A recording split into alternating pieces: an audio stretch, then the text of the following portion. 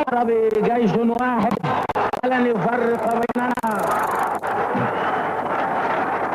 الاستعمار أو أعوان الاستعمار لقد خلقت هذه الأمة أمة عربية واحدة، وستبقى هذه الأمة أمة عربية واحدة.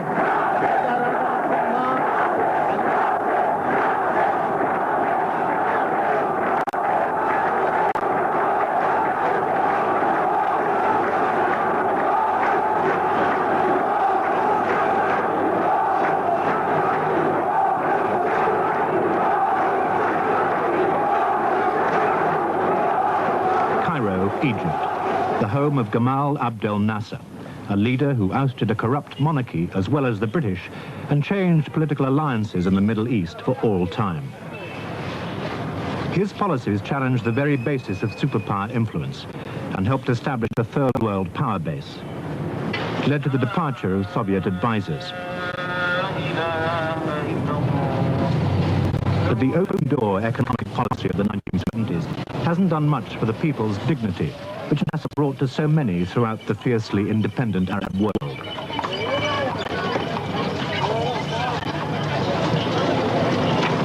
Reminders that Nasser was once hailed as a hero from Marrakesh to Mecca are not too evident. But faded official images count for little when people's memories are so enduring. The economic problems facing a poor country, heavily dependent on foreign aid, with one of the fastest growing populations in the world, are legion.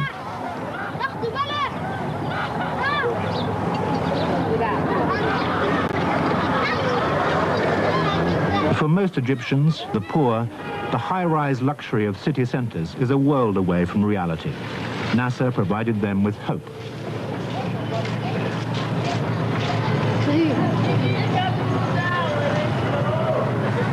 You can see Nasser now living all over the Arab world, an active figure, as a matter of fact, and a motivating power. I think his secret is that he is a man who represented the aspirations and the will of his nation at a certain historical moment after World War II, when all that part of the world was really eager, looking forward to a new world, to building a new world, full of hopes after World War II, and after all the aspirations which really swept all the third world. So his importance is that he crystallized that will, and he was able to prove to his nation, the Arab nation, that it is possible, that the dream is feasible and possible. إلا الدليل الكبير على أن الله يريد للأمة العربية أن تنتصر. أيها الإخوة، حينما وقعت الهزيمة في سنة 67 صمم إخوة لكم في مصر على رفض الهزيمة.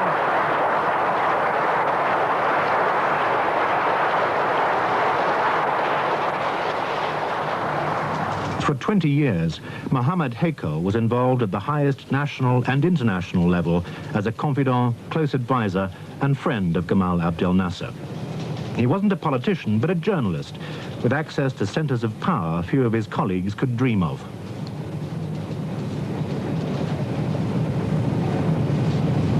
The way in which an unknown and politically inexperienced colonel was able to take over power in the early 1950s has its roots in Egypt's colonial history.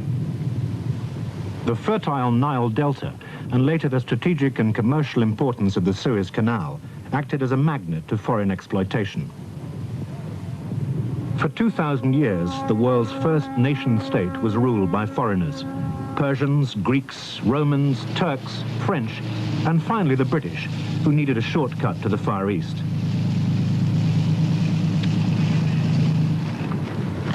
For the Egyptian peasants, life was always harsh and short.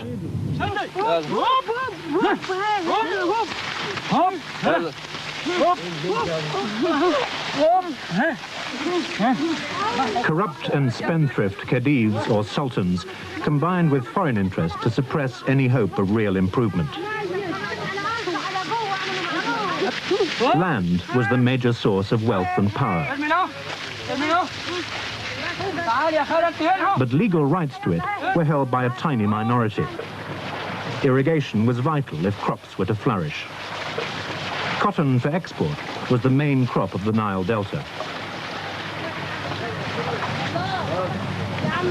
The Orabi Revolution of 1882 ended with the invasion of 30,000 British troops. They intended to stay a few years. They left over 7 decades later.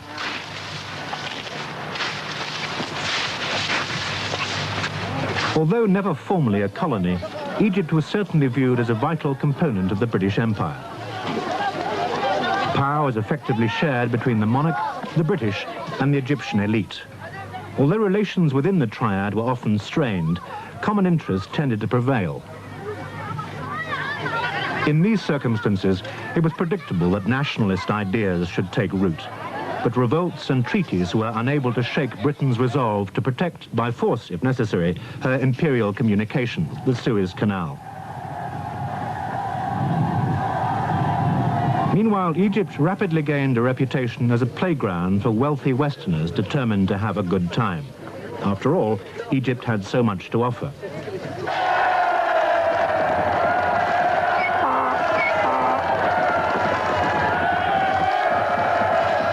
It was in this environment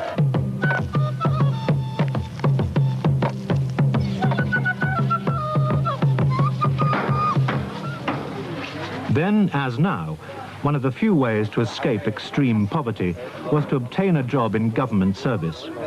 Abdel Nasser Hussein, who came from a farming family in Upper Egypt, joined the postal service as a clerk just before the outbreak of World War I.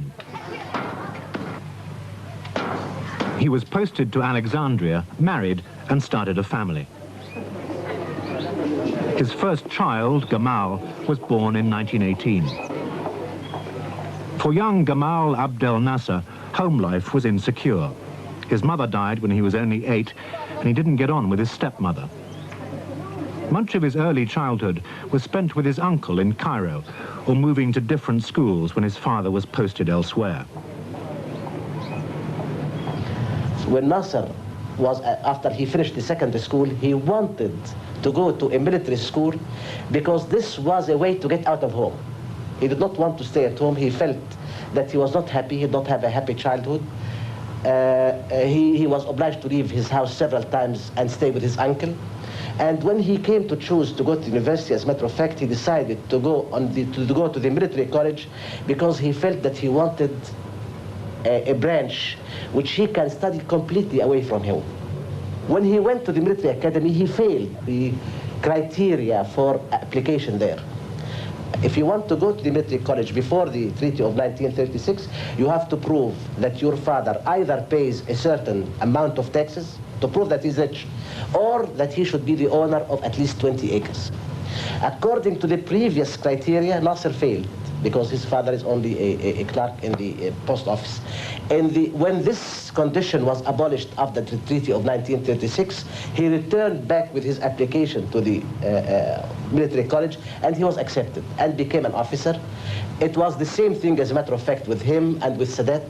That group of young officers who applied and were accepted after the 1936 treaty, most of them in 1937, were the leaders of the 1952 revolution. Nasser's political ideas had developed at an early age. When still at school, he'd been injured by a British bullet during a demonstration.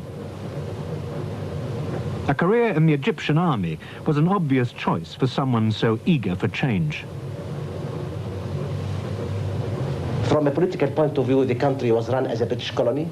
The king was absolute in his power within a certain framework, and everybody felt they were cheated. We had a revolution which led to a treaty with the British, and nothing happened. So people were thinking about change. What way to change? There were some people who thought that they should imitate Hitler. We had a fascist party at that time, but it was a very tiny fraction.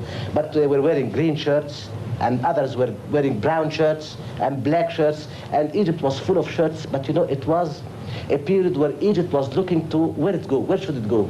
The British felt that with the war they should have a full authority on everything. That's why King Farouk at that time thought that he can play, maybe the Germans are going to win. The British felt that the king was playing a very dangerous game. They gave him an ultimatum. The British ambassador led a battalion of tanks which went and encircled the royal palace, and the ambassador went inside and asked the king, told him that by 6 o'clock, unless I hear that a new government was formed by Nahas Pasha, you are going to bear the consequences. So by night, as a matter of fact, a new government was formed in Egypt under the threat of British Barrett, as we say, in an atmosphere full of anxieties. This humiliation of the king and the armed forces he commanded was not forgotten by young Egyptian officers. But the continued presence of British forces was thought to be in some doubt, with General Rommel advancing rapidly from the west. For nationalists, Britain was as much an enemy as Germany. For Nasser, any occupying force was unacceptable, and it's easy to understand why.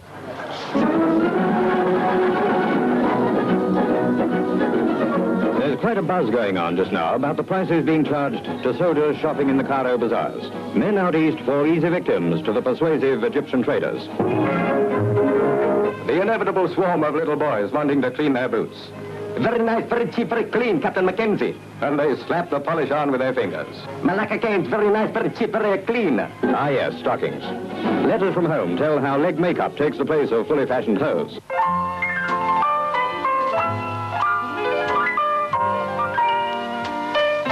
Cairo was a very strange town at that time. You know, it was near the battlefront. It was completely swarming with Allied soldiers and officers from every part of the world. It was, you know, the recreation center. You know, it was full of nightclubs. It was full of spies. It was the typical panorama, which is drawn sometimes. My generation was the generation which awakened to awareness, to political awareness during that period. If I remember myself, for example, at that time, I was trying to train as a newspaperman, 1942, in the Egyptian Gazette.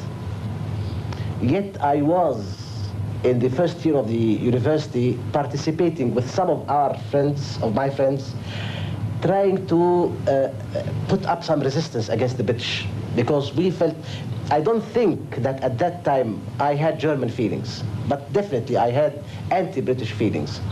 And they were expressed in a very bad way. Now, when I look back to it, it was expressed in a very bad way.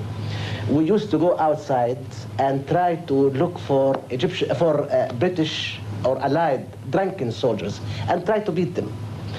And we thought we returned back to our schools and to our universities thinking that yesterday we have fought for our country. This was not the way to fight, but we were a disillusioned generation. And it was at that time where, you know, the Marxists, as a matter of fact, started to be active. It was at that time when the religious trends represented by the Muslim Brotherhood, they had already started several years before that, but they gained ground during the war. During the years of the war, with all this happening, you know, and, you know, the feeling that the destiny of Egypt can be decided at any moment. In 1941, the Soviet Union entered into the war with the Allies. The result is that the manifesto was permitted, the Communist Manifesto was allowed for the first time in Egypt. I remember the day I myself read the manifesto for the first time. It was not only an experience confined to me, but, you know, when I read the manifesto for the first time, when it was allowed inside Egypt, I felt, ah, my God, I've got a key for every problem. This is the ultimate solution for every problem. There are other young men who thought that religion can be the ultimate solution for every problem. There were others, you know, but, you know, everybody was off balance. It was at this time, at this period, where the shape of the forces which led to the Egyptian revolution took place. Meanwhile, British troops found themselves in a more and more hazardous position. They were charged with routing out and arresting suspects, notably members of the Muslim Brotherhood. Antagonism towards the foreign troops gained momentum and took the form of greater violence.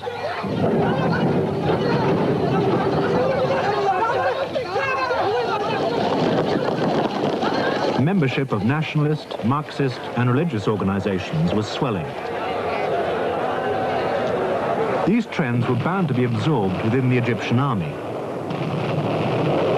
It was in the years immediately following World War II that Nasser first began to involve his fellow officers in debating the way forward for an independent Egypt. At that time, I don't think that he was convinced that political individual violence would lead to the salvation of Egypt. The result is that we see him by 1945-46 withdrawing completely from the communist connection and from the Muslim Brotherhood connection and re-evaluating again. And we see at this period that he was trying to organize and to attract the first nucleuses of nationalist officers in a different and independent way. That different and independent way was not yet clear at that point, but you can see that the seeds of a free officer organization was born at that time among a very small group of nationalist officers, which, as a matter of fact, it was a discussion group. At that time, all of them were preparing for their examinations for the Staff College. And to study for the Staff College, they were studying together. It was clear that, he is the center, and he was choosing. And then he started to talk to them about the idea of organizing, and that one day the army should take an active part. And obviously the example of the Arabi Revolution was there in the back of their mind, but I don't think that at that time the idea of a complete takeover was there in their head. All what he was aiming at till 1947 is to have an organization of nationalist officers which at a certain point would help to safeguard the national interests. How? It was not clear. On May the 14th, 1948, the State of Israel was founded. 2 days later, the Egyptian army moved in to support the Palestinian Arabs. 30-year-old Major Nasser commanded an Egyptian unit. The partition of Palestine, approved by the United Nations, was considered by the Arab states to be a grossly unjust division of land. But Arab unity in opposition to the establishment of Israel was not reflected in Arab success on the battlefield.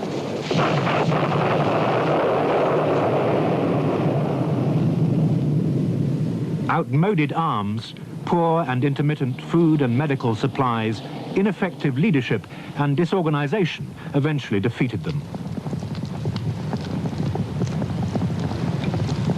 From the point of view of the Arab idea, I think it was a revelation for him, because maybe before he went to Palestine, he was motivated by purely strategical Egyptian ideas or by religious motives. But when he went to Palestine, I think that he discovered clearly, and he saw for himself, the Arab factor in it, or the Arab connection in it. There he was an officer fighting in an Arab land, a war in which several other Arab armies were participating. He got in touch with the Palestinian people, felt what's like, how they feel, and then he identified. He saw Iraqi officers fighting, he saw Syrian officers fighting. There was a Saudi platoon fighting with them. So it was there where he saw, or he felt, the Arab identification, starting as a camaraderie in arms. It was the beginning of a lasting commitment to Arab unity. As Nasser was rapidly gaining his first battlefield experience, the 25-year-old Mohammed Heikel was making a name for himself as a journalist, now covering the war. Hungry for stories, he needed to meet frontline officers like Nasser. I never knew him before that. When I passed by his positions, everybody told me about a brilliant, courageous officer who was leading this sector. So I asked, where is he? Because I was covering the war as a newspaperman. So he was downstairs in the headquarters of the battalion resting. The headquarters of the battalion was the old police office of the Palestine government. I went downstairs, I found a young officer lying on a blanket and trying to sleep. So they woke him up. And he looked at me like this, and I said who I am. And he was angry with all what we were publishing about the war, that we are treating it as a story and we don't know what's happening exactly. And we had a dispute, we had a quarrel, as a matter of fact. But you know, after that I saw him several times and we became friends. The old police headquarters near Fallujah on the edge of the Negev desert turned out to be the focus of a crucial confrontation. Nasser's unit was eventually besieged by the Israelis for a period of 4 months. They refused to surrender. While negotiations were continuing for a peaceful withdrawal, Nasser and his colleagues had time to plan for the future. On their return to Egypt, they secretly started to distribute bulletins and pamphlets demanding British withdrawal. They were saying that, you know, let us organize, let us be effective in the army. We will need 5 years' work from 1950, say, to 1955, not more than that. Why they decided on 5 years, you know, but you know, his idea was that this organization can be effective and can be a political power in the country, an effective power in the country after 5 years. And maybe it can dictate policies, it can prevent deviations, it can. I think the idea of seizing power this way did not occur to him till maybe 1 month before the revolution, before 1952. And I think that was one of his, you know, if you can say that he had a miracle, it was the miracle of recruiting a number of Egyptian officers for an undefined object over a long period of time. By the beginning of 1949, spring of 1949, I think the members of the Free Officers Organization were about 70 officers.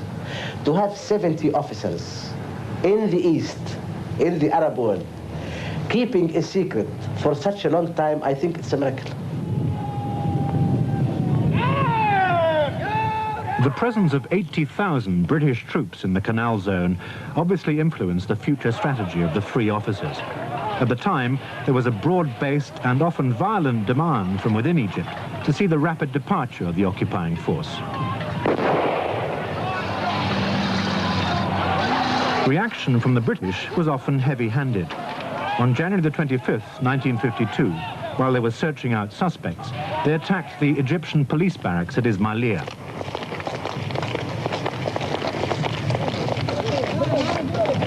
The Egyptian government had already withdrawn labor and supplies from the Canal Zone. By this time, the Free Officers Group were supporting the resistance.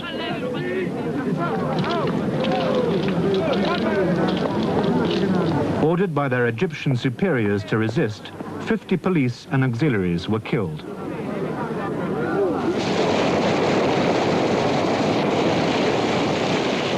The incident fueled widespread anger and immediate reaction.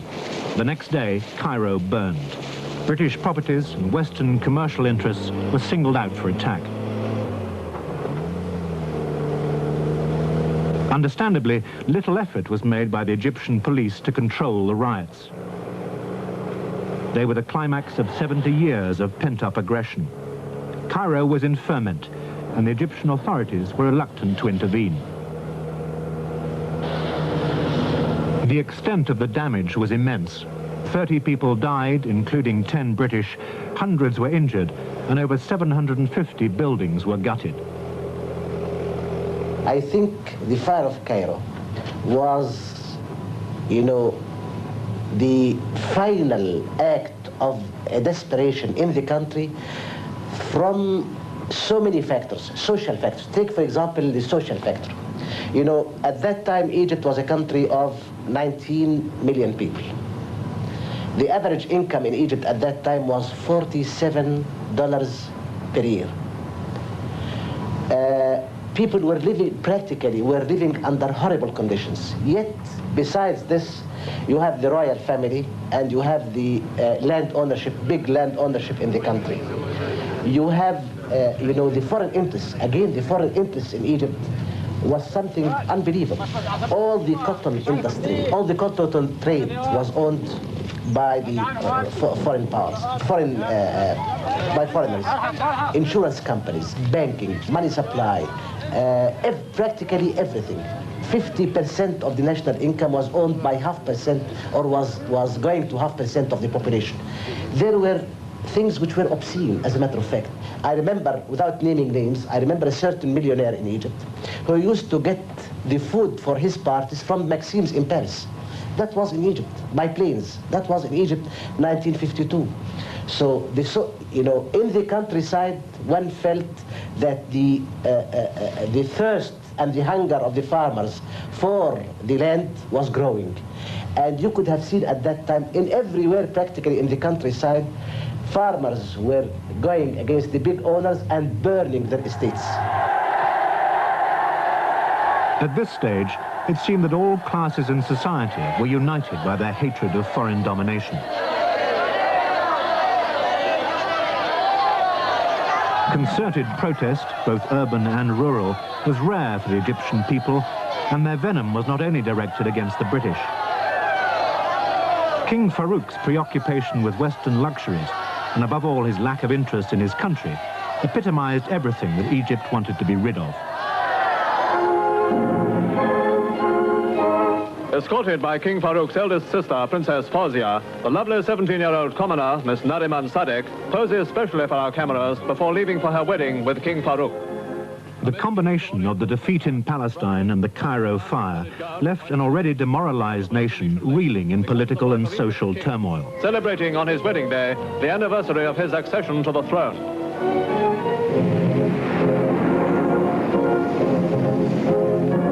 For Egypt, a day of brilliant celebration as the nation wishes happiness to King Farouk and his young queen. Post-war recuperation was underway in Europe, leading to new attitudes towards social welfare. This, together with India's independence and Farouk's contempt for his subjects, all helped to fuel the resentment felt by the Egyptian people. You remember the Cairo fire happened on the 26th of January. On that day, the king, without knowing that there may be a fire, decided to have a big party for the army. And, he was, all his life, he was waiting for a crown prince. He only had daughters. And for the first time, just a few days before the fire of Cairo, he had the first son. So he went into the balcony and decided to give his son, heir apparent, to the army as a gift. So he presented his son to the army. But it was a very miserable setup. The fire was all around Cairo, and there the king was in the balcony coming out to the army officers, telling them there were about 2,000 army officers in a big palace, in Abdin Palace. And the government was feeding outside that they cannot control the fire, or they cannot control the riots. So they were asking for the army to interfere. And nobody would tell the king about what was happening in the town. They knew that there were fires, that there were riots, but the king was obsessed by the idea of giving his heir apparent to the army. So the government declared martial law, imposed a curfew, and all the country was in ferment. It was very difficult to bring back confidence or to get things working after the fire of Cairo. So the new government fell. The king brought another government, headed by another politician called Hilali Pasha. It stayed, strangely enough, to show you the degree of corruption, it stayed for 3 months, but then it fell down because the king accepted a bribe from one of the capitalists, Aboud Pasha, a capitalist called Aboud Pasha, who did not want to pay his taxes. The government asked him to pay taxes, and he felt that the prime minister, the new prime minister, had a special enmity against him. So he agreed with the king that he would pay a certain sum. The agreement was made in Geneva, to pay a certain sum. That certain sum was paid, and the government was dismissed. The king had another palace government, which stayed for a week, and then it was dismissed. In all this, with all this happening, with all this unawareness, all this corruption going on while the country was really going to the devils, the regime, the old order, as a matter of fact, was collapsing. One felt that the authority was in the streets of Cairo. I think, as if the old order was paving the way itself for a takeover. And I think it was March, April, May, when Nasser started to realize that, assassinating that or changing this would not do. And what is needed is a complete takeover. And then not only that, but he was beginning to see that a takeover is very easy. But there were big question marks, especially the most important question mark: what would be the behavior of the British force on the Suez Canal area? Because it was a force of 80,000 soldiers, and that was the unknown factor. But apart from that, internally, everything was paved for a takeover. Anybody who would take authority would be hailed as a hero. The role of the Egyptian army and the caliber of its leadership was going to be crucial to the success of any coup.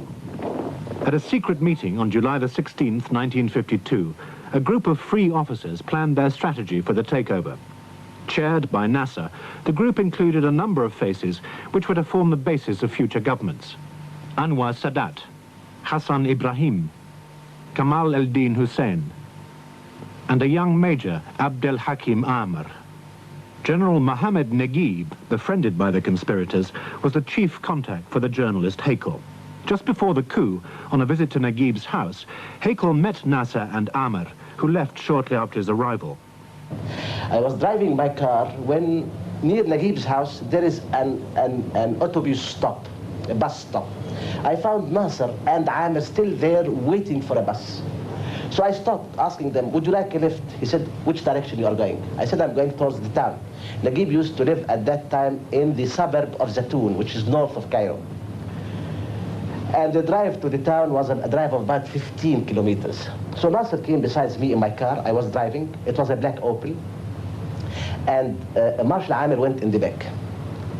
And then so we started to talk. Again, resumed from where we left the discussion. And he said, you did not give us any constructive idea. I said, it seems to me you do not want to act. And he said, what do you suggest we do? We do like the Syrians, we have a coup d'etat, and then the British will interfere. All of a sudden, I said, no, the British are not going to interfere. And he said, why the British are not going to interfere? What's your reason for saying that? I felt that he was interested all of a sudden, more than the normal interest, It was as if I touched something in his mind. And he said, why do you think they are not going to interfere? And I said, for several reasons. One, I know that the British ambassador is outside on the vacation, Sir Ralph Stevenson at that time. I know that the commander-in-chief of the British forces in the Canal Zone is again outside.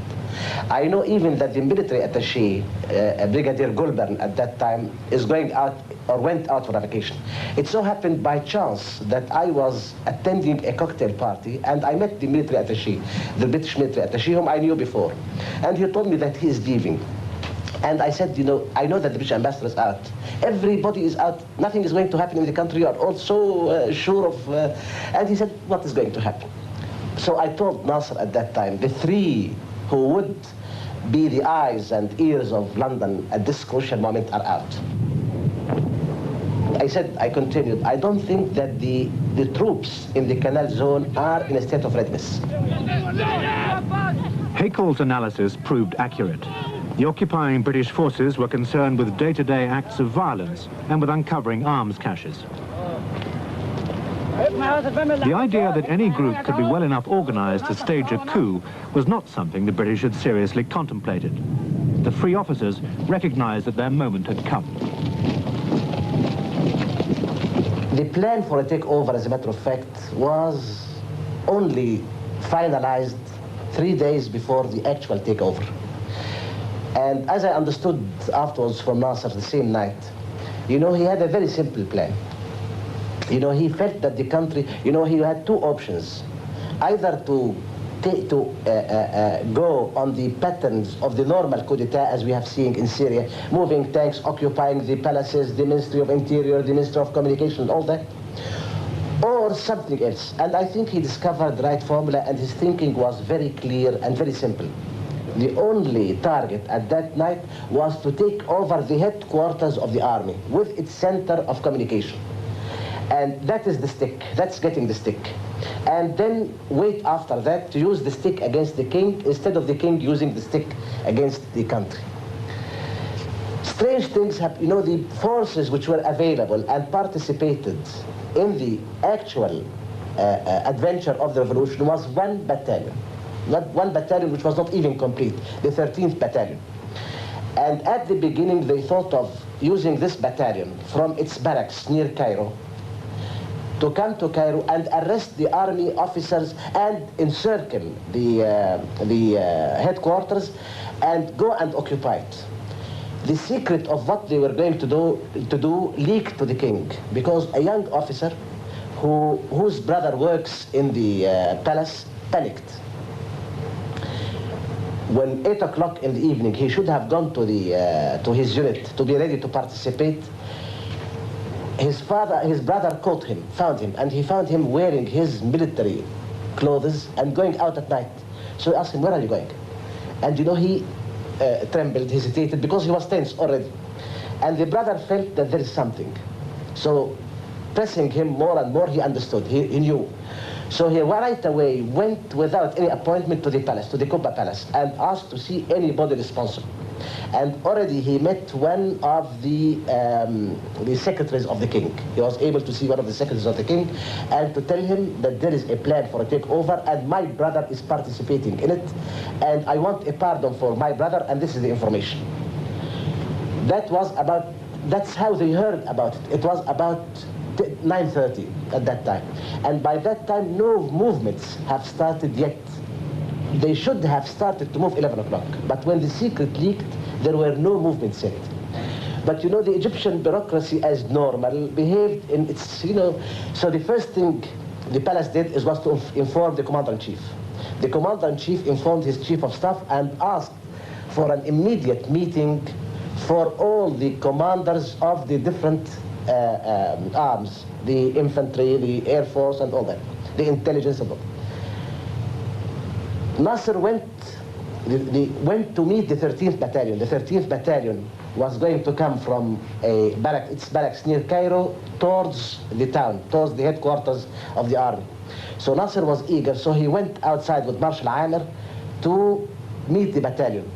And the commander, Yusuf Mansour Saddi, of this battalion was a participant with him. But, strangely enough, when they came near the battalion, near the column of the battalion moving at night with its lights flaring up, one of the soldiers looked to Nasser and Amir. And then he was under instructions from his commander to arrest anybody above the rank of colonel, because all of the conspirators were young officers. And as a precaution, anybody on their way above the rank of colonel to be arrested. So Nasser was arrested. He was arrested by the forces he was commanding for the revolution. And you can imagine that between 10 and 11 he was about to lose his mind, because here the columns of his revolution, he asked the soldier who arrested him, where is your commander? He said, what do you want my commander for? I said, I want to talk to him just one word. By chance, he heard the voice of Yusuf Mansour Saddi, so he shouted. So the commander came to us, what are you doing here? And they left him. So he was now already with some of his troops marching towards Cairo. And then they were told by somebody who came from the headquarters in a car that there is a meeting, that the secret leaked, and then there is a meeting for all the commanders of the army. So Nasser changed right away his plans. He said, well, all right, we'll make a trap for them. While all of them were entering the command, the headquarters, let us arrest them. So as a matter of fact, before midnight, all the commanders of the Egyptian army who were asked to go for a meeting to see what they will do with the revolution were by mere chance and by mere luck, all of them arrested by the forces of the 13th Battalion. So when they went to the headquarters, as a matter of fact, Nasser with some troops and Amir and all, and with the forces of the 13th Battalion attacking the headquarters had nobody but the Chief of Staff. Chief of Staff with some guards, not more than 6. One of them tried to put an act of resistance and he was wounded. And in 3 minutes, a matter of 3 minutes, Nasser and Amir and Yusuf Mansour Saddi and some of their officers were entering the office of the Chief of Staff and asking for his surrender, and he surrendered right away, and Nasser sat on the chair trying to see the communications of the army. At that time, the second part of the plan was to contact the free officers in different units and to make sure that that they can take command of units, or that they can convince local commanders to give their loyalty to the revolution. And strange things happened. The most important part of the Egyptian army was the only division we had at that time. It was stationed in Rafah on the borders on the truce lines with Israel.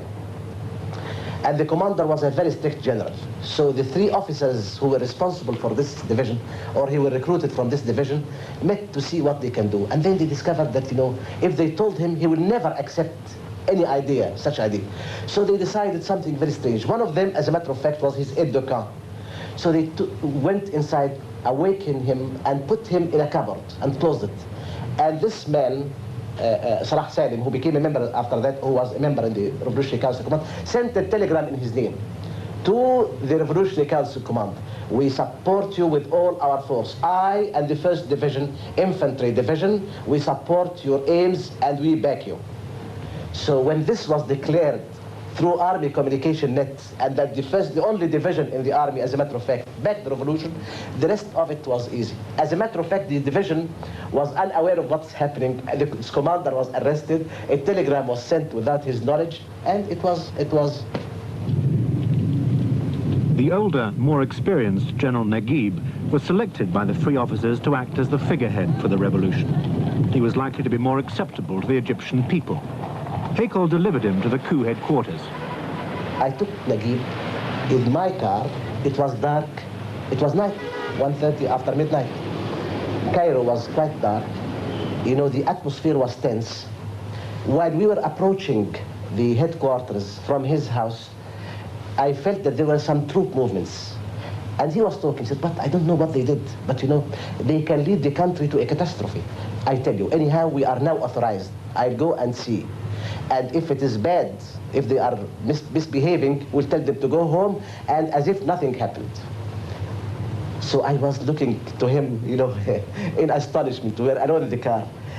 And I felt that he was chosen to do something, to play a certain role. But not yet, it was not clear in my mind that he would be appointed the leader of whatever it may happen. But anyhow, he was a man who was going to play an important role, and there he is, besides me in the car, going to see what's going to happen with 2 purposes. If it fails, he will tell them, all right, go home, finished. And if it succeeded, God knows where he will be with it. We arrived at the petrol station. We found an armored car. I left my car there. I went with General Naguib in the armored car, and it took us to the headquarters. From where, the first man I met at the headquarters, it was Marshal Amir. He was still a major. Nasser was upstairs sitting in the room of the chief of staff. Amir was downstairs waiting for Mohammed Naguib, because he used to be his aide-de-camp in Palestine. And he was the man who suggested his name to be leader. And when we came down from the car, I found Marshal Amir saluting General Naguib and saying, everything is all right, sir. I said, what's all right? He said, finished. I said, what's finished? He said, we are in control of Cairo. I said, what are you talking about? As it turned out, the coup was a model of its type, swift and virtually bloodless. But Naguib's first broadcast to the nation said little that was concrete about future plans.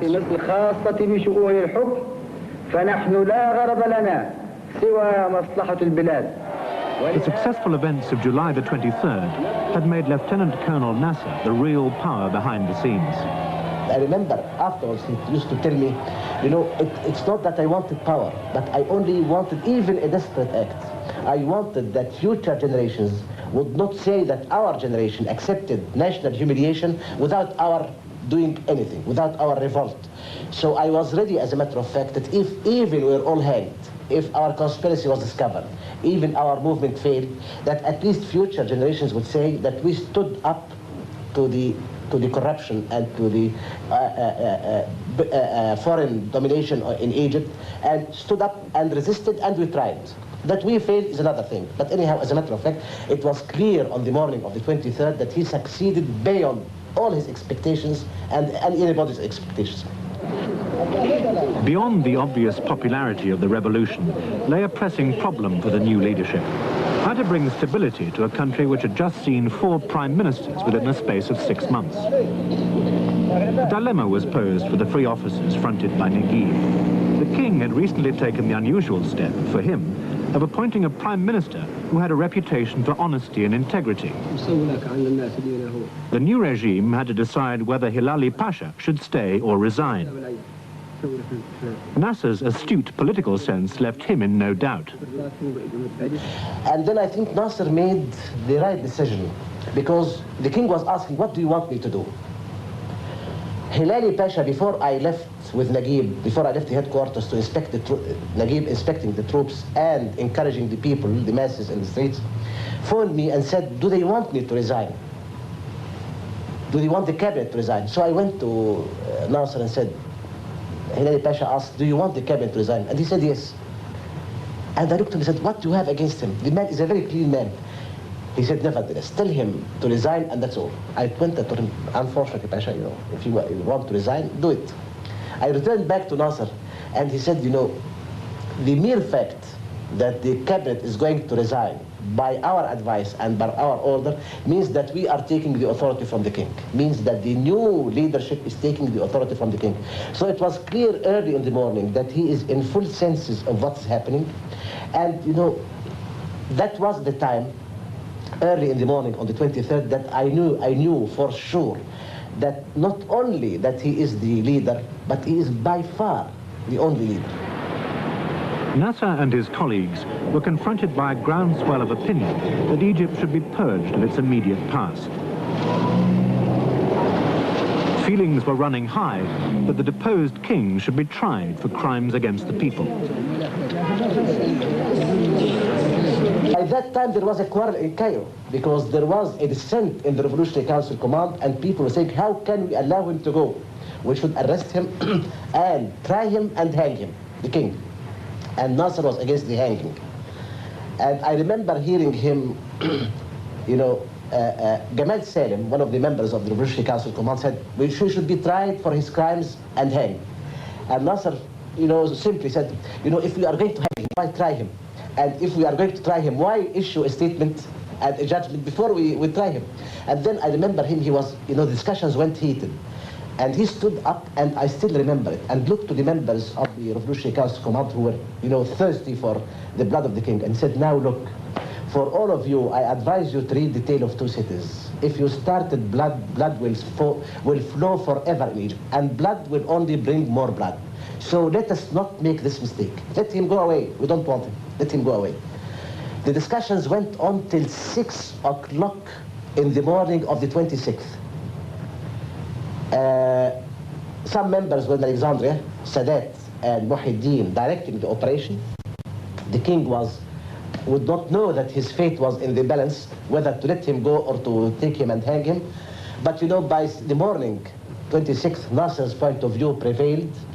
Even by, he said, I am going to take the responsibility. Did the Americans guarantee the king? The Americans were in a position, they were in no position to give any guarantees. You know, the American ambassador went and saw the king, and he said he would do everything in his capacity to secure a safe conduct for him. But obviously the king should know that he is not in control of what's happening. But anyhow, by noon, things were clear from Cairo, let him go. And the king was ready to accept anything, so he was starting to ask for strange questions. He got with him about 400 bags. They were packing. The royal guard, he insisted that he should go out on the royal yacht, and that he should be given honors, and that 21 guns should be given to him. And they would convey this, give him all the guns which he wanted, let him get out. So by 6 o'clock, the king was on the yacht, and then he was, till the last moment, he was asking for very, you know, maybe human things. But you know, he have got, you know, of all his entourage, he was asking for one man. One man. As a matter of fact, two. One he got, the man who was training his dogs, an Italian called Capacci. And the other was his barber. His barber was not allowed to go because he was mixed in all sorts of corruption, and the trainer of his dogs was allowed to go with him. So he got him with him, and the royal yacht by 6 o'clock to 21 guns sailed out of Alexandria forever. And that's how he left.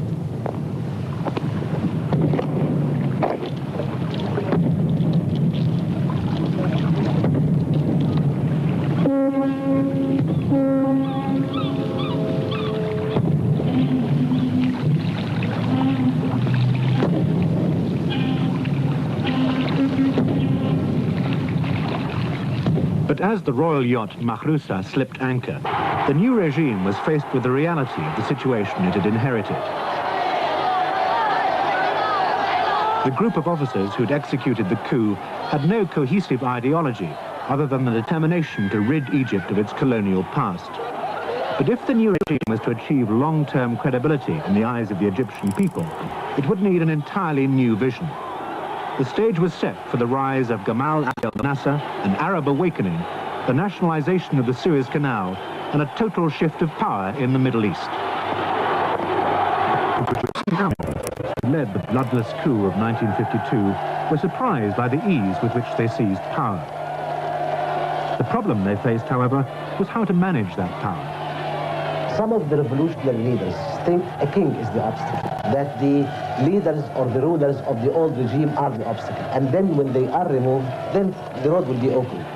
I think the first problem which Nasser faced is that, he thought that Egypt will all be on the move once the king is removed. But the king was removed, and there were some demonstrations, and there was no move. Everybody was looking, there was nothing happening. The second problem is that, with whom to collaborate, to cooperate. A revolution is always doing, especially at the first phase, when it does not have an organization, is always playing the role of the heavy artillery. But it can destroy the positions of the old regime. But then it needs infantry to occupy the new positions. Who is the infantry? The old people from the old order, bureaucrats, where, how? In Cairo, General Naguib has headed a big celebration marking the first 6 months of his military regime.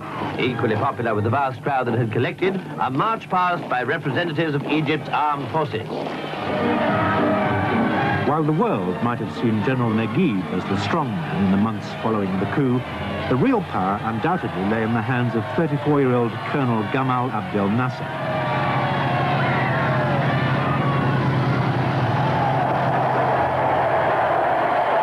It was Nasser who had instigated and organized the takeover. It was just a matter of time before the official reins of power were transferred to him. It was a period of intense activity, now full of memories for a journalist who'd established close contacts with the new leadership from the very early days. Mohammed Heikel was editor of the most prestigious newspaper in the Arab world, Al-Ahram. His weekly column was a political event, read by many and scrutinized by specialists for clues to Egypt's policies. But Heikel was much more than a journalist. He was Nasser's friend, advisor, and confidant. I think I complimented something in him.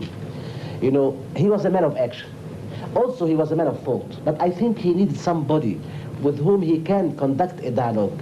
Somebody who cannot fear him because he is the great leader or because he is the ruler of Egypt. I always refused, for example, to take official posts with him. When he offered me for the first time to be a cabinet minister in 1956, in the first cabinet, I said, Mr. President, please let me be as a friend. I don't want to feel that, I am in a certain position because of you. If I'm a minister, I think I'll fear you. I'll try to treat you as the prime minister or the president. But being a newspaper man, in my relations with you, I will always feel a friend. I will always be able to tell you what I think. I think as one of our writers said, Dr. Luis Awad, said that there was a continuous dialogue between Heikel and Nasser from the time they met till the time Nasser left his life. Despite Heikel's position outside the government, within a few months of the coup, Nasser was regularly including him in his inner circle of fellow army officers.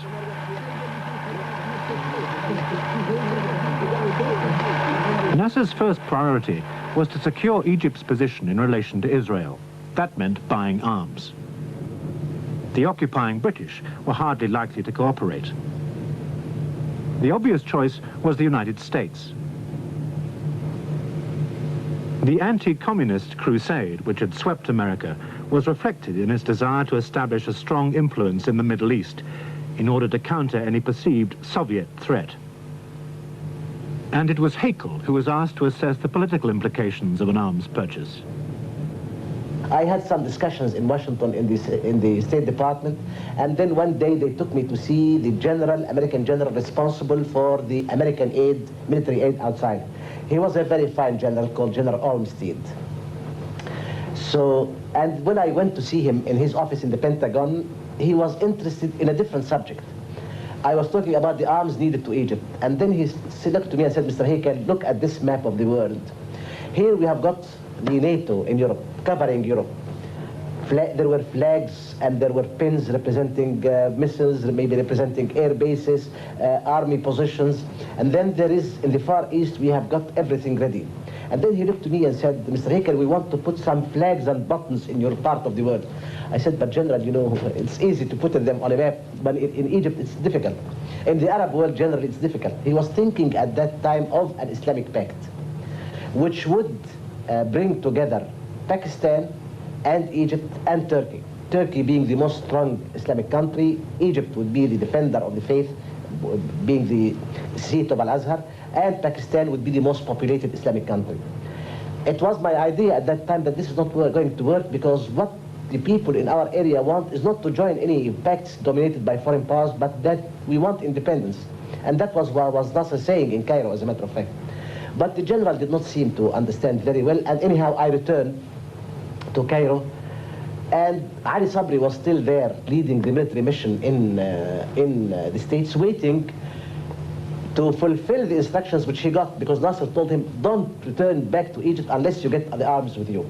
That was the end of 1952, and we had American elections. And they told Ali Sabri that our request for arms was on the office, on the desk of President Truman. But President Truman had no time to discuss it or to decide anything about it, because his term ended, so he left it among the first things to be given to President Eisenhower. Nothing happened, and the explanation we received from the American ambassador in Cairo is that, you know, it is going to be delayed. No arms are going to be delivered to you for the time being, because Winston Churchill, who was the Prime Minister of Britain at that time, phoned General Eisenhower on the telephone and told him, Ike, you are going to give to the Egyptians arms by which they are going to kill in the Suez Canal area British Tommies who fought under your command in the war. How can you do that? And it was said to us that President Eisenhower said, well, all right, this is not the time to reply to that, and we better see another way to help the Egyptians away from giving them arms. So that was the first disappointment in our relations with the Americans. We were expecting arms, and instead of that, we got a story about a telephone call between Mr. Churchill and President Eisenhower. The aim of the pro-Western Baghdad Pact was to form a defense screen around the Middle East, protecting it from the Soviet bloc. Egypt's inclusion was vital, but Britain and the United States turned a blind eye to Nasser's aim of a non-aligned, unified Arab world, which was much more concerned with attacks from Israel than the Soviet Union. It was during this period that Sir Anthony Eden, then Britain's Foreign Secretary, but shortly to be Prime Minister, met Nasser for the first and only time. Eden came with the hope of persuading Nasser to join the Baghdad Pact. But Israel's presence had already separated Egypt physically from the Asian Arab world, and for Nasser, to have a pact isolating Egypt politically was intolerable. Eden's Western sophistication and his interest in Oriental studies placed him poles apart from the young working-class colonel who was politically astute but uninterested in diplomatic niceties. When I remember what happened in that dinner, it was clear that no good is going to come out of it. You know, Nasser was in his military suit as a colonel. Lady Eden was with him. Mr. Eden, she came in a night, in a evening dress. Sir Anthony Eden was again in a smoking, black tie. So all the British party, the Egyptian party, I came with a dark suit, but the Egyptian party, the rest, all of them came with khaki.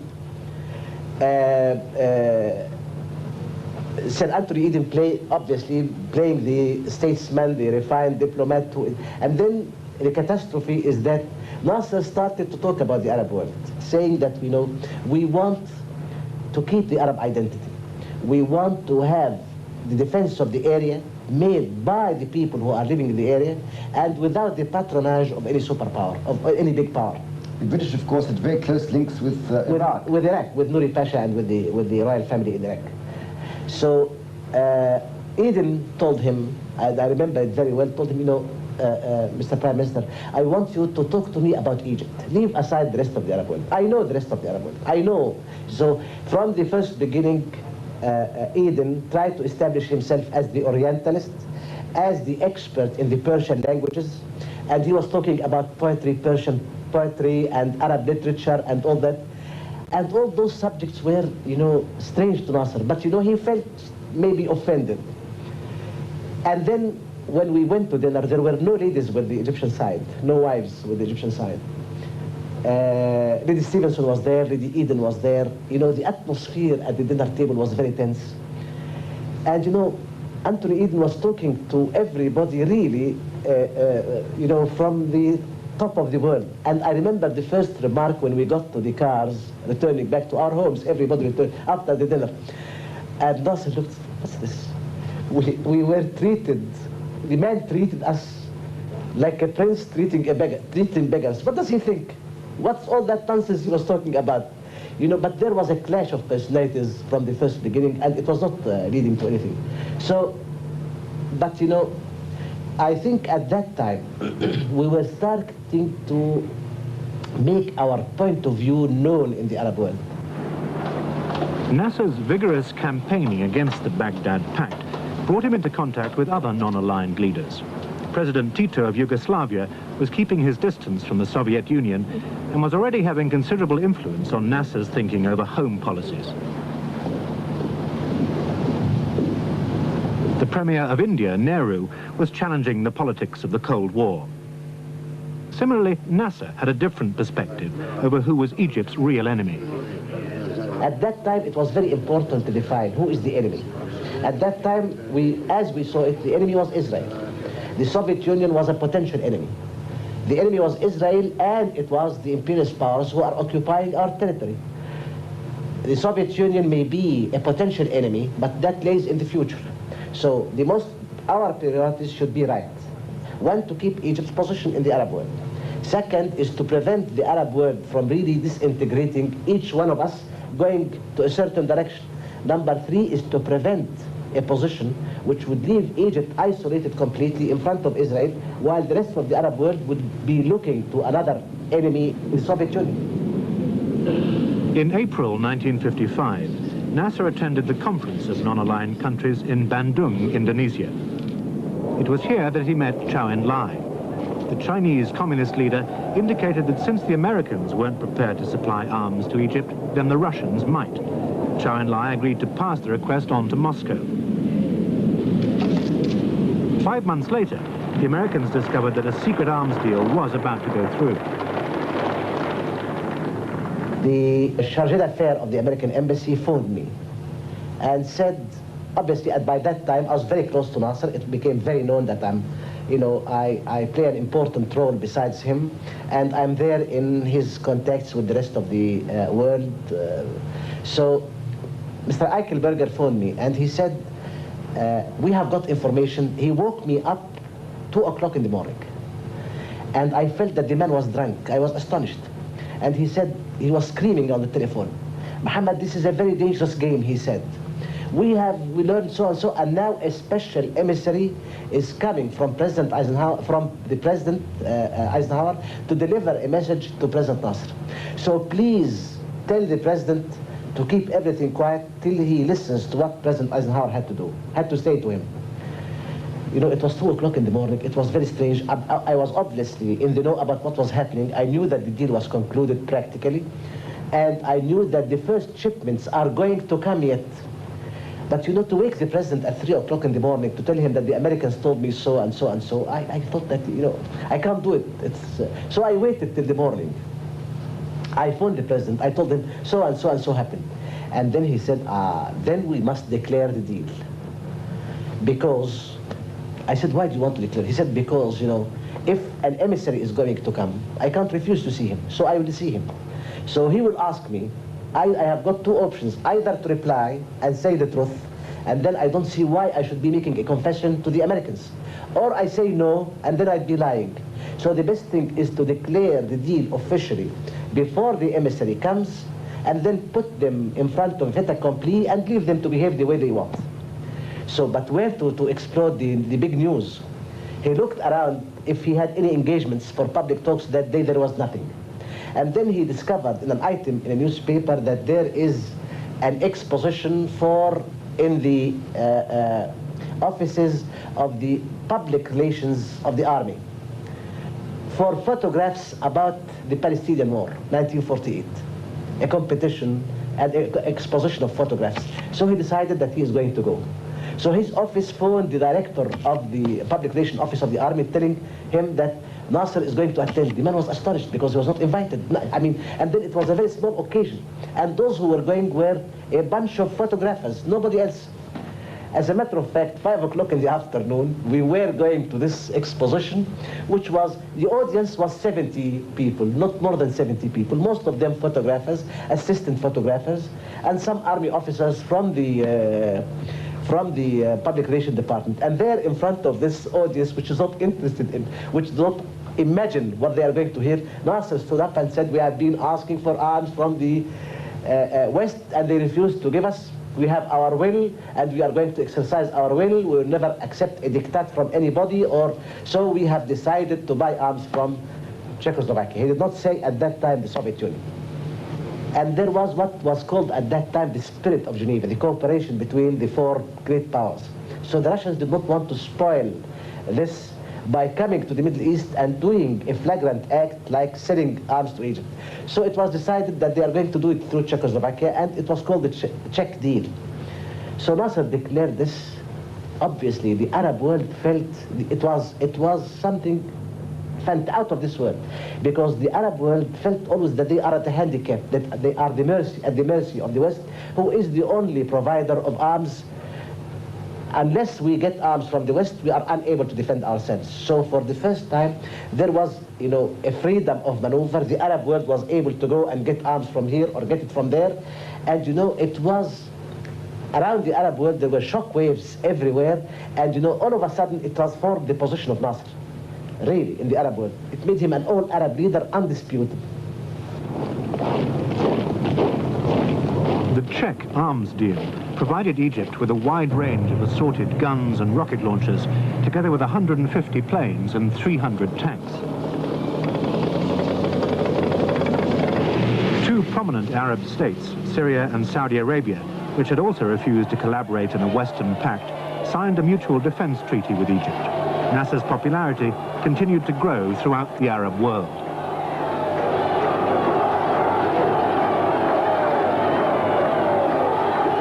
No other leader had moved ordinary Egyptians in the way Nasser managed to. His background, his defiance of the West, the simplicity of his language during his propaganda appeals, all contributed to the charisma of his leadership.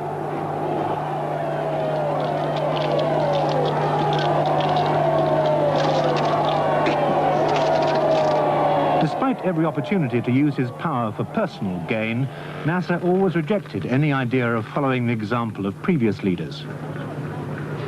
Throughout his career, President Nasser lived relatively simply, though protected by increased security, with his wife and 5 children in a suburb of Cairo.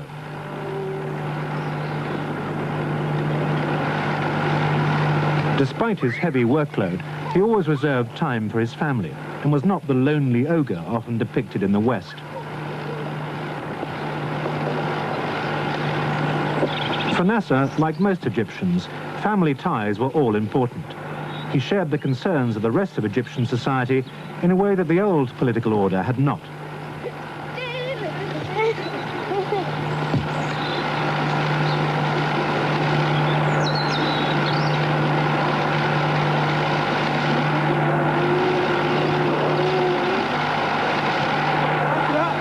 With the West's persistent tendency to concentrate on Nasser's foreign policy, changes which occurred within Egypt have often been ignored. In the early 50s, the average wage was under £1 a week. 90% of the people suffered from bilharzia and other parasitic diseases.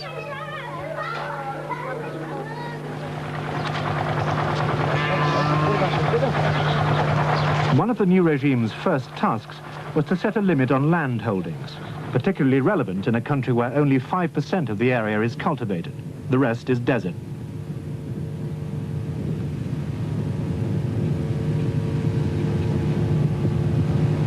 Life for millions was utterly dependent on the annual flooding of the Nile. If the autumn floods were low, disaster followed. Nasser was well aware that the new regime would have to direct its attention to major rural reforms.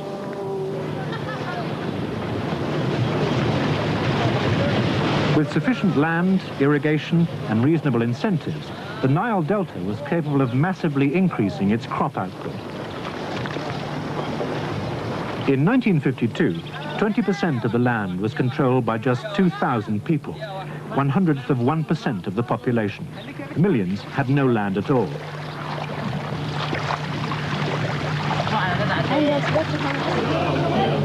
The former king's estates were some of the first to be redistributed to landless peasants.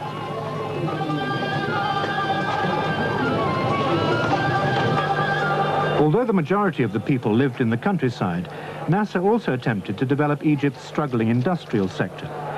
Textiles based on cotton were the obvious choice, since this was the main earner of foreign exchange.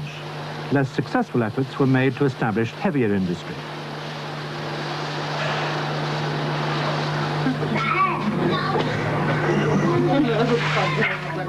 Unlike some revolutions, Egypt had been led by a tightly knit group. For Nasser to become a legitimate leader in the eyes of his fellow countrymen, it was essential that he should respond to their needs.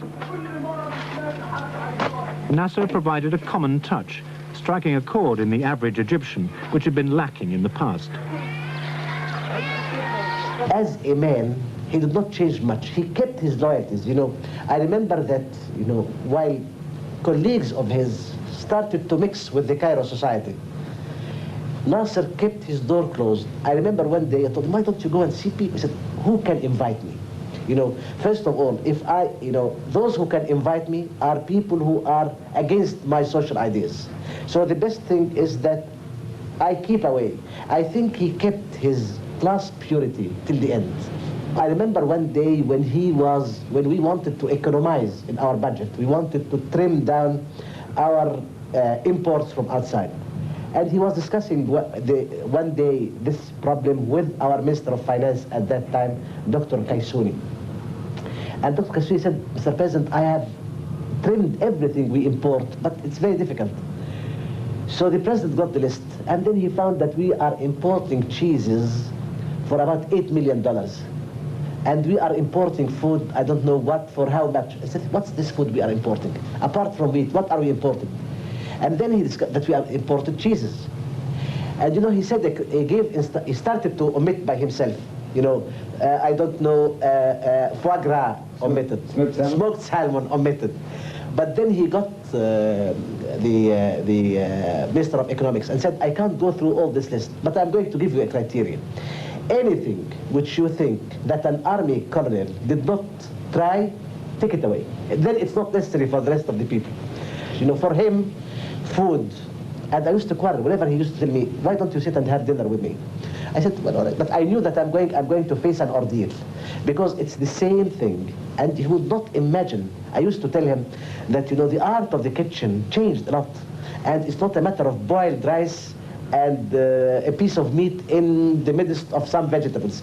But he wouldn't imagine that people would accept, would eat such things. When he used to go to outside, for example, in the Kremlin and in the Yugoslavia, all over wherever he went, living in palaces, his entourage, his secretary, used to take a tin of white cheese, because he would not, for example, taste caviar. He would not taste foie gras. He would not, I remember one day we were invited with the King of Morocco, King Mohammed the father of the actual king. And there were pheasants brought from Paris. And it was the first time the president saw the pheasants. They were offered in a big silver tray with the head of the pheasant surrounded by pieces of meat.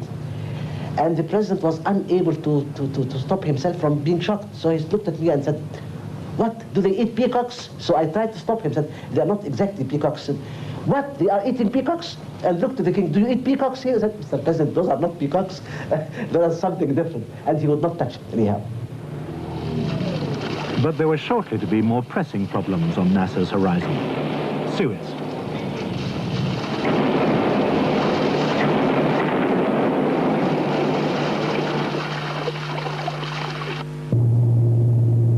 first concession to build and run the Suez Canal had been granted by Egypt to the French in 1855. When it was opened 14 years later, the lease was to run for 99 years until 1968. Designed by Ferdinand de Lesseps, the canal was administered by the Suez Canal Company, which, although nominally Egyptian, was in the overall control of the British and French. Britain had bought a half share in the canal from a bankrupt sultan for a mere £4 million in 1875. By the 1950s, the canal's importance to the West had increased dramatically as Middle East oil poured into their industrialized economies. A standing army of about 10,000 British troops was stationed in the canal zone. Their presence was a daily reminder to ordinary Egyptians that on their land was the world's largest foreign military base. The British force was viewed with considerable hostility by Nasser and his government. Acts of sabotage were stepped up in an attempt to destabilize the British hold over the waterway. An independent Egypt would also have to mean an independent Suez Canal. After the revolution, after 1952, we were asking for the independence, and then people were asking also for somebody to stand up to the Suez Canal Company, which was a state within the state. And we were trying to have a deal with them according to which we can get something from the canal. The Suez Canal Company was getting a revenue at that time of 36 million sterling pounds. What the Egyptian government was getting in taxes and in all other forms was 1 million sterling pounds a year. So it became a national demand, as a matter of fact, that we should, the canal is ours after all. It's not Egypt for the canal, but the canal should participate at least in the welfare of Egypt. It was essential, as far as Britain was concerned, to retain the right for the troops to protect the canal in time of war. This would have to be written into any agreement for a general withdrawal. Growing hostility to the British military presence brought the two sides to the negotiating table in July 1954. Meanwhile, Israel, anxious to stop this agreement being reached, launched a sabotage campaign inside Egypt aimed at British and French targets in an effort to implicate pro-Nasser supporters. Masterminded by the Israeli Minister of Defense, Laban, it failed completely in its attempt to blacken Egypt's image.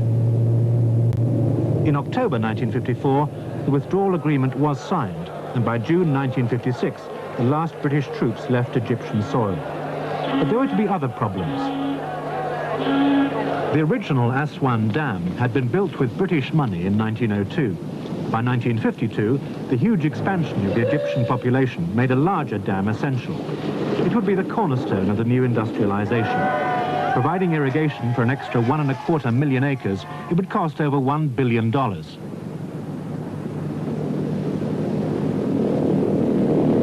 The West offered loan facilities, with John Foster Dulles, the American Secretary of State, acting as chief negotiator. But relations quickly cooled. The Americans were mistrustful of Nasser's policy of non-alignment, which was reflected in his hostility to the Baghdad Pact. They were also unhappy about Egypt's recognition of communist China. In July 1956, the loan offer was withdrawn. One day, negotiations were going on. Nasser was going to Yugoslavia on an official visit to Yugoslavia. The Egyptian ambassador in Washington was asked to go and meet John Foster Dulles. And John Foster Dulles there in the meeting told him the American government have decided to withdraw its aid because Egypt's economy is in no position to pay the credit. So it was not only withdrawing, but it was also insulting, and it was also affecting the credibility of Egypt in the world. When the Egyptian ambassador went out of the room of the Secretary of State, he found that the spokesman of the State Department already distributed a communique saying all this to the press. We were in Yugoslavia on an official visit. Nehru was coming to Berioni in Yugoslavia, and Tito was there obviously, Nasser was there, and it was going to be a meeting for the non-aligned big trio. And it was at this time that John Foster Dulles timed his blow against Egypt. to magnify it and to make it as a shock also to the non-aligned movement generally. It was withdrawing from Egypt, the dream of building the high dam, punishing it, and then it was proving to all the non-aligned, including Yugoslavia and India, that the United States can hurt, have got still muscle and teeth, and it can hurt. You know, Nasser was completely convinced that we cannot accept this lying down at all. And we must find a way. We came back to Cairo, we arrived in Cairo, and I agreed with the president that I'm going to talk to him tomorrow. The second morning, while I was going to phone him when he phoned me, as a matter of fact. And he said, have you thought about anything? I said, Mr. President, I think I've got an idea. So I said, Mr. President, remember when they were talking about the Suez Canal as a part of the oil complex? All right, why don't we take from the Suez Canal Company a share equivalent to our share, to the share of the oil producing countries in their oil? So he said, don't complete on the telephone. Come to me right now. We have reached the same idea, but I think you are still unaware of one factor. So I went rushing to his house. I said, why do you know, the oil producing countries are getting 50% from the revenue of the oil, from the companies. I don't see why we should give 50% to the Suez Canal Company. I have decided to nationalize. To me, it was a great shock. You know, I thought that I was trespassing the possible when I said we should make it 50%. You know, there was something about him when he is alert. You feel that he's moving like a tiger. You know, he was a tall man, well built, and you know, he used to move very strongly and you know, not in haste, but he moves with strength and sure. You know, you feel, you know, that day I felt that all his senses are there. I went to my office, and we agreed that I'll go that night to see him again. I went, it was about 8 o'clock at night, and he was decided. And he had a piece of paper, which I still have, in which he wrote with a pencil, an ordinary pencil, what would the reaction, he said, I returned back to be a staff officer. So I'm trying to put myself in the place of the other man. The French cannot do anything. They will be annoyed because we nationalized the Suez Canal, but we cannot do anything. But the man I cannot judge really is Eden. I think he will use military force. They will threaten military force. So read this paper. So I got this paper. It was titled, What Would I Do If I Am Anthony Eden? And he was writing several points. Threat to use of force, actual use of force, try to have an alliance with the Americans and with the French, and all that. And then trying to use Israel, but then he was crossing on it and putting a cross. He was putting a line on it and putting a cross because he eliminated it completely. I sat with him and said, you know, it will lead to a very dangerous situation. He said, there is no other way. But anyhow, I think we have got a chance. You know, unless the British are able to interfere militarily right away, then they can miss the boat. So the most important task which we have in front of us now is to try to evaluate how much force do they have for immediate intervention against us. And he started to tell me, it was the same day, he told me about the decision in the morning, in the afternoon, at night, he was already taking action. He sent to Archbishop Macarius, and he sent to Libya, and he sent to Jordan to assess, to have a clear picture about the state of British preparedness, military preparedness. Not that the British would have dreamed of a nationalization plan. They had little faith that their colonial subjects could run an organization as complex as the Suez Canal Company. After all, it had been run by Europeans ever since it was masterminded by the French engineer de Lesseps. Nasser's judgment was that if Britain delayed its response, world opinion would tend to side with Egypt. For someone with a military background and only 4 years of political maneuvering behind him, he'd learned his lessons fast. On the 25th of July came the news, first news from Cyprus. And they were very encouraging from an Egyptian point of view, because there were not enough troops, and the state of preparedness was not very good. And even the fighters of EOKA succeeded in sending to Nasser documents from inside the headquarters and pictures for some of the bases, pictures for all the air bases, most of the air bases inside Cyprus. And then early morning, 26th, came the news from Jordan. And they were again reassuring. No news came from Libya until further on. But with the news from Cyprus and with the news from Jordan, Nasser felt that there is no possibility of the British government being able to interfere militarily before 2 months. And he thought that if we played our cards politically correct, we will deprive them of any pretext to interfere. He thought that either they interfere now or they are going to lose the pretext. And with each week passing without interference, he felt that the chances of military interference will diminish. So it was the 26th of July, the anniversary of the abdication of the king, when he decided to go to a big rally and break the news. He got two people on the 25th. He got Mahmoud Yunus and told him openly that he is going to nationalize the Suez Canal Company and that he is going to be responsible for the running the canal, and he can get all authority possible. And then he got one of our legal advisors, who at that time was the Minister of Commerce, and he asked him to draft a law nationalizing the Suez Canal Company. That was the morning of the 25th, the afternoon of the 25th, for the legal advisor.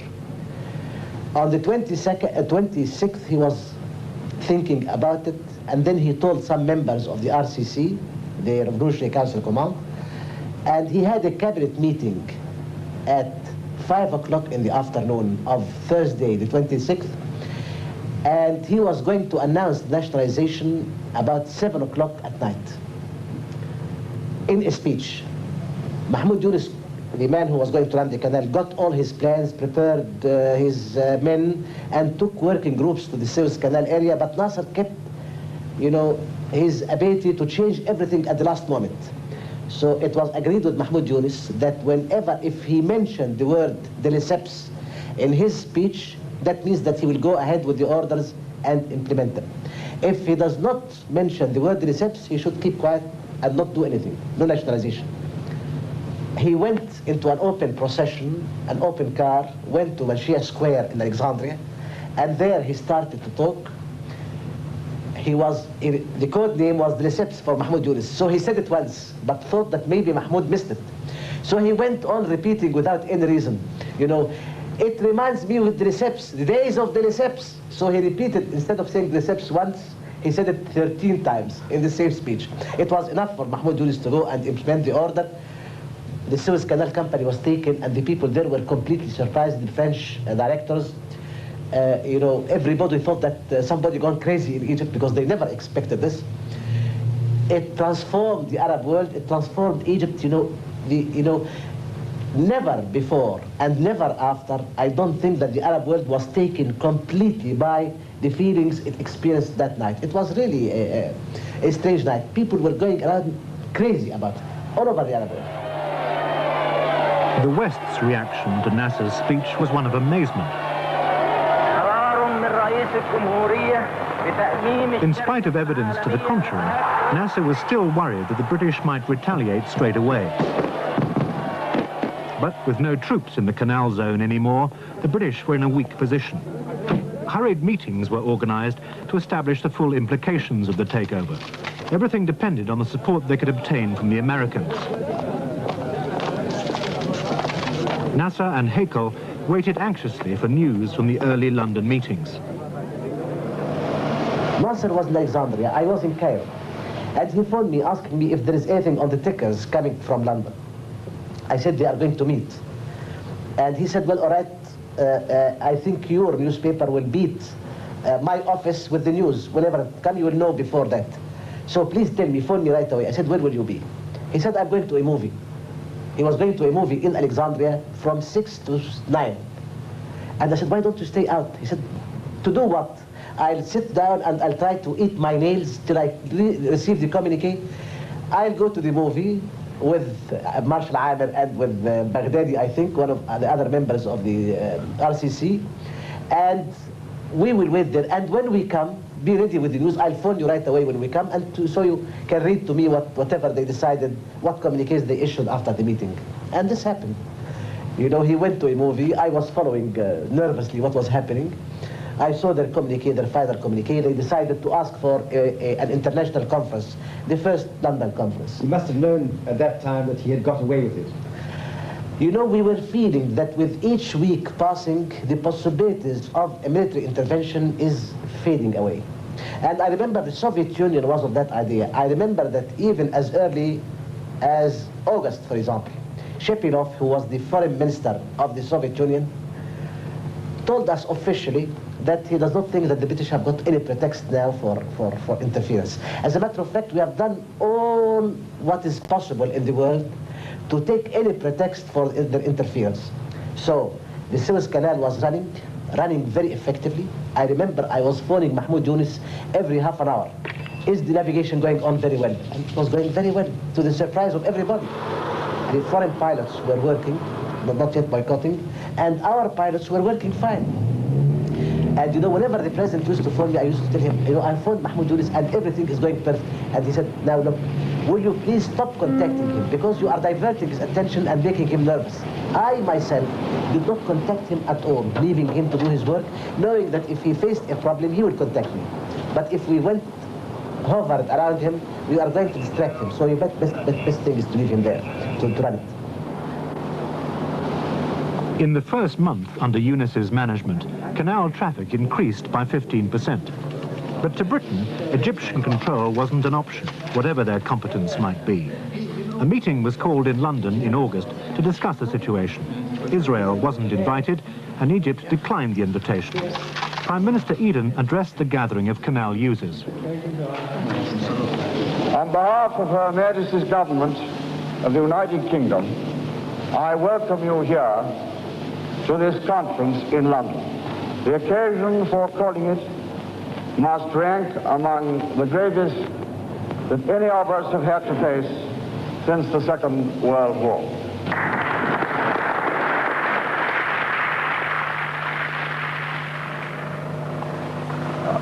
There can be no agreed settlement which leaves the canal in the unfettered control of one man or one government. Nasser, as expected, rejected the proposals out of hand. But while the British and French seemed to be in accord, serious doubts were being voiced by the Americans about the possible use of force. But there was always Israel. At a meeting in October, Britain and France colluded with Israel to make the first move. On October the 29th, they attacked. For Nasser, it was a complete surprise.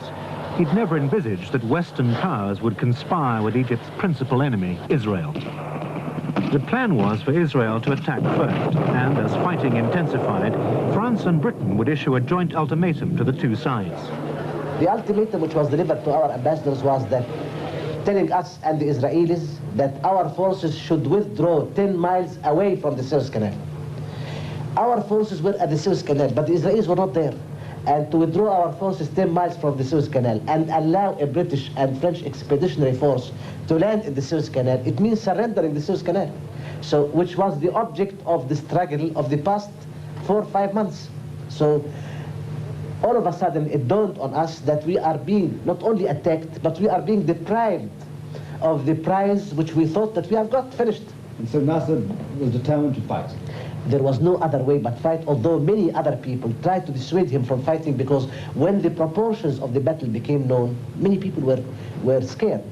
I remember an ex-member of the RCC, the Revolutionary Council Command at that time, Salah Salim, in those critical hours, went to President Nasser and told him, President Nasser, I want to talk to you frankly. Anthony Eden gave yesterday a speech in which he said they are not after Egypt or the Egyptian people, they are after you. I think you have rendered so many services to Egypt till now, and I think there is a last service we should do, and I suggest you go now to the British Embassy and tell the British Ambassador, Sir Humphrey Trevelyan, that since you are the target, you are here, and you are ready to surrender to them personally, but you are going to leave Egypt alone. Let them leave Egypt alone. And Nasser was astonished and told him, Salah, do you believe what they are saying? Am I the object? If it was me, if I was the object, it would have been very easy. But you know, what is meant is the will of Egypt, not me personally.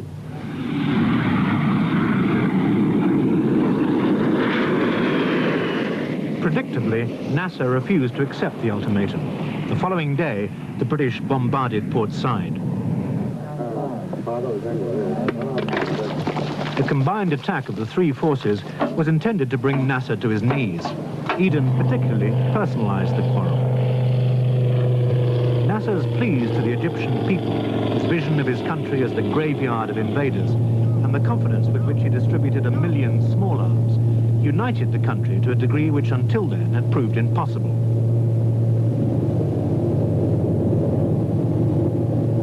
British tactics were a failure. The 4-day delay in sending in paratroops meant that there was little chance of seizing control of the whole length of the canal.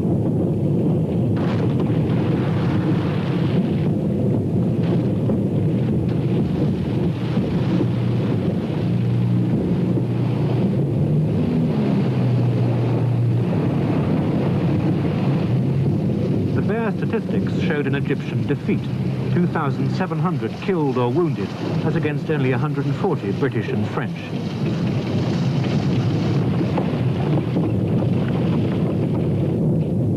But world opinion left the invaders isolated. Nasser himself was astounded that Britain was so ready to lose her reputation in the Arab world by colluding with Israel. I think the fact that we refused to surrender and to accept the ultimatum ensure that we are going to come victorious. We thought that we are going to fight a defensive battle to the extent that even Nasser was ready to go underground and to resist the occupation force, even if it was able to go and occupy the Suez Canal area and occupy the whole of Egypt. A legacy of the war was the 50 or so ships sunk by the Egyptians in the canal. It was to take another 5 months before they were cleared. By that time, there was no question in international quarters about which country controlled the waterway. First of all, world public opinion was building. In England, there was a big division in England at that time. All over the non-aligned world, all over Africa and Asia, all over Europe practically, you know, all world public opinion was enraged. The Americans were enraged also. Eisenhower was annoyed because they timed it with the election, presidential elections. So, first of all, the political atmosphere was so inappropriate for such an operation. Demonstrations were everywhere against the British. All British interests and French interests were attacked, burning their properties from Dhaka to Algiers. So it was, you know, the whole world practically was moving against this thing. International condemnation of the action accelerated the demise of traditional colonial power in the Middle East and opened the door for the United States.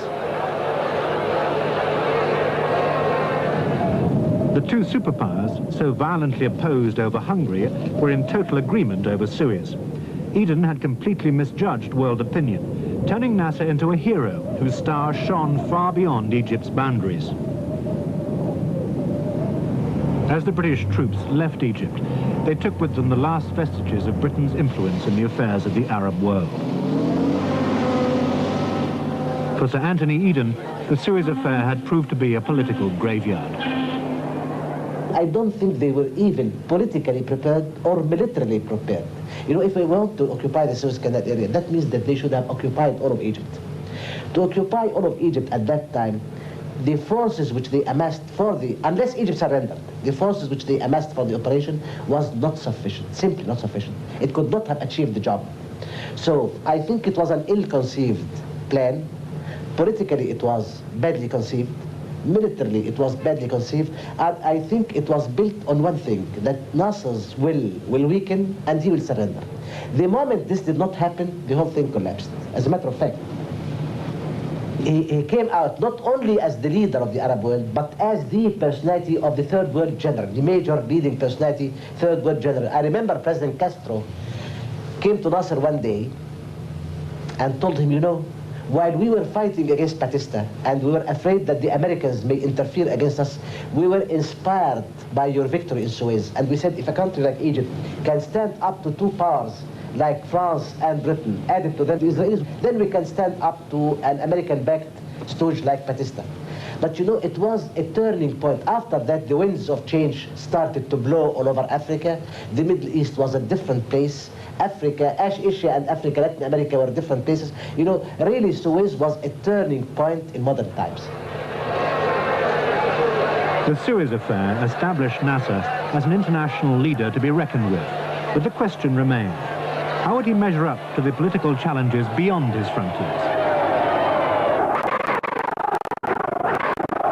He travelled widely with Nasser.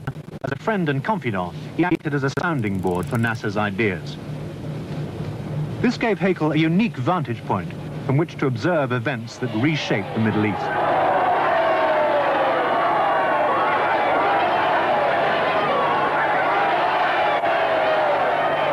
After Suez, all eyes were on Egypt as the centre of Arab aspirations. Nasser's position as an Arab leader was immensely strengthened. In 1958, Syrian leaders, including President Shukri al-Kuwatli, approached Nasser with the idea of a formal union between the two countries. They shared Nasser's concern over what he perceived as the threat of communism. Although initially reluctant, Nasser eventually agreed, and the United Arab Republic, the UAR, was formed. After the signature of the unity, that was February 1958, Shukri al-Kuwatli, the president of Syria, looked to President Nasser and told him, as we have already signed now, let me tell you what you have got in this deal. You have got a nation with 50% of its population politicians, with 25% of its prophets, with 10% gods, and with at least 1% thinking that I even above God. And Nasser told him, why didn't you tell me that before I signed? But anyhow, Nasser signed, and then there was a plebiscite for the unity, and then he went to Syria for the first time in his life. You know, till that moment, in 1958, spring 1958, Nasser was elected overwhelmingly a president for a country which he had never set foot in.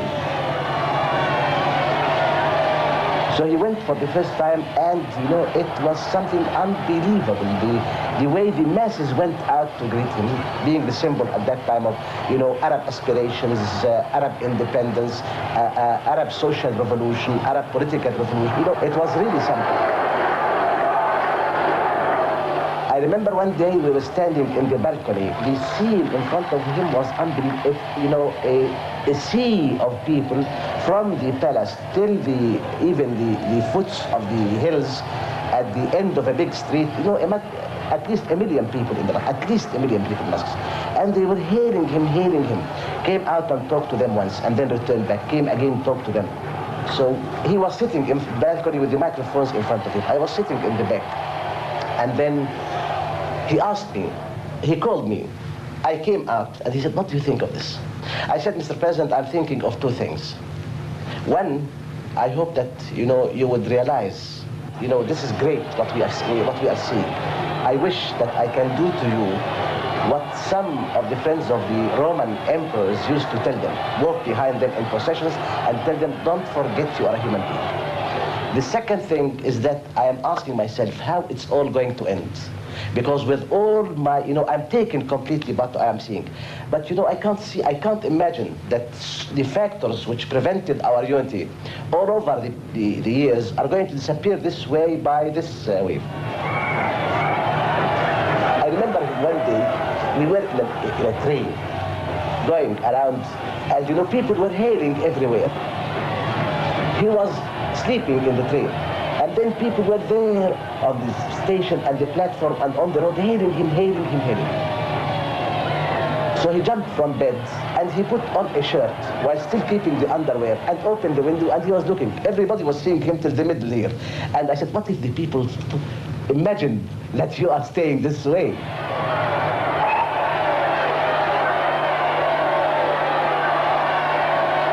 Nasser was convinced that his own popularity would hold the Union together, and within 6 months, the fledgling UAR seemed to have an opportunity to spread its influence wider.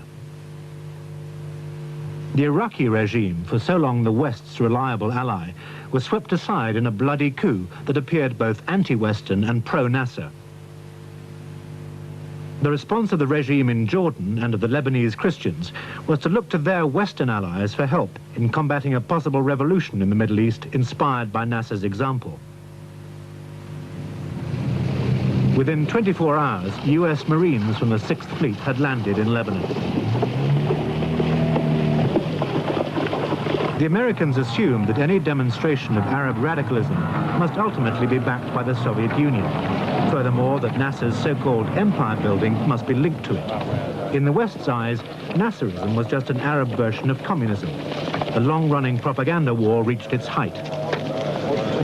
We are fighting secret broadcasts organized by the Baghdad-backed countries, including the United States, saying about me every day that Nasser is a criminal, Nasser is a thief, Nasser is the tool of the communists, Nasser is the slave of the Kremlin, coming from Cyprus and coming from France, every day from the morning until midnight, depending completely on black propaganda. And of course we defend. Sometimes we defend by attack, and sometimes we defend by explaining our position. The British sent 2,000 paratroops in response to the call from King Hussein of Jordan.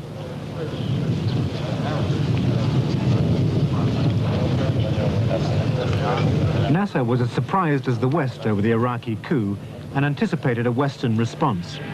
He was in Yugoslavia at the time and delayed his return home to fly to Moscow and assess the Soviet position.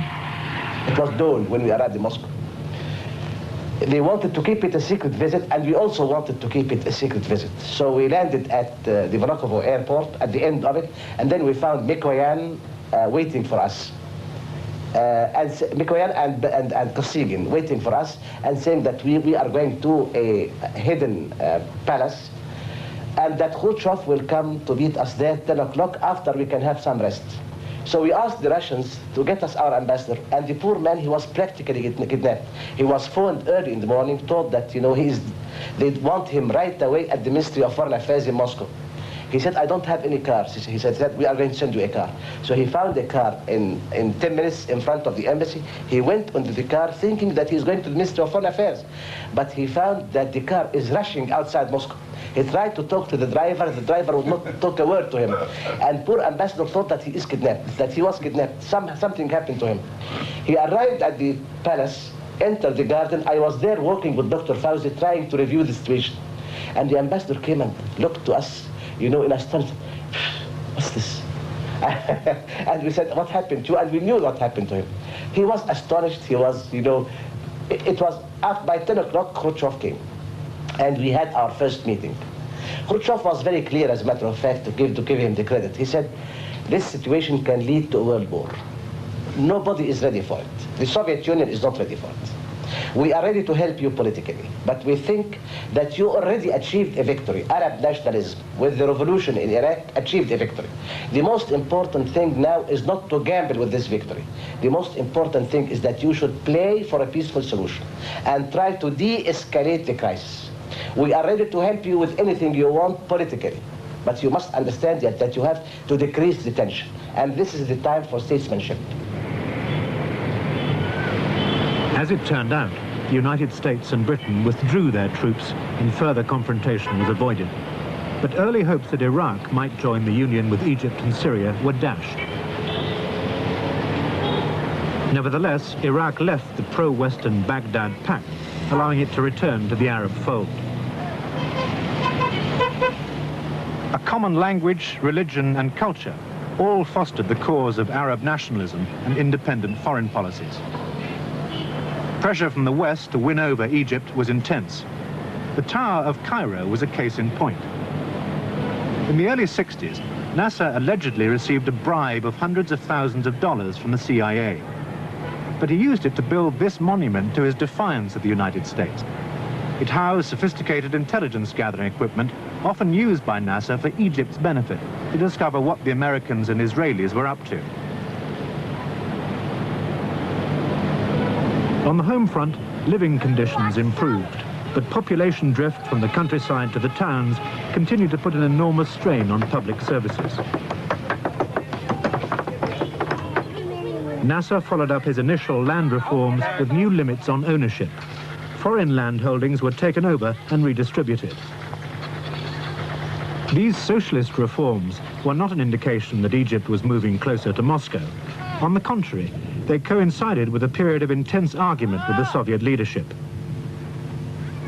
Nasser found allegiance to communism tantamount to a betrayal of Arab nationalism and could never come to terms with what he considered a potentially threatening alien ideology. Like other opposition leaders, Egyptian communists were imprisoned.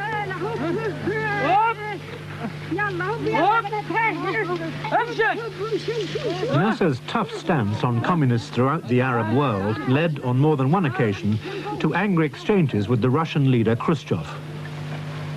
While he continued to accept military and development aid from the Soviet Union, his policy was bound to muddy the waters with both the American and Soviet administrations.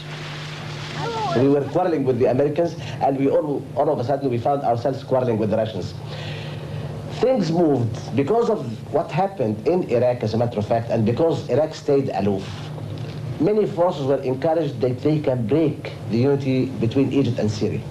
Local problems were beginning to emerge, national feelings were becoming more sensitive, and many powers at that time, mainly the same powers which were against the idea of Arab nationalism, started to work against the United Arab Republic, and so we find, after the Iraqi Revolution, we find things moving to a crisis in 1961.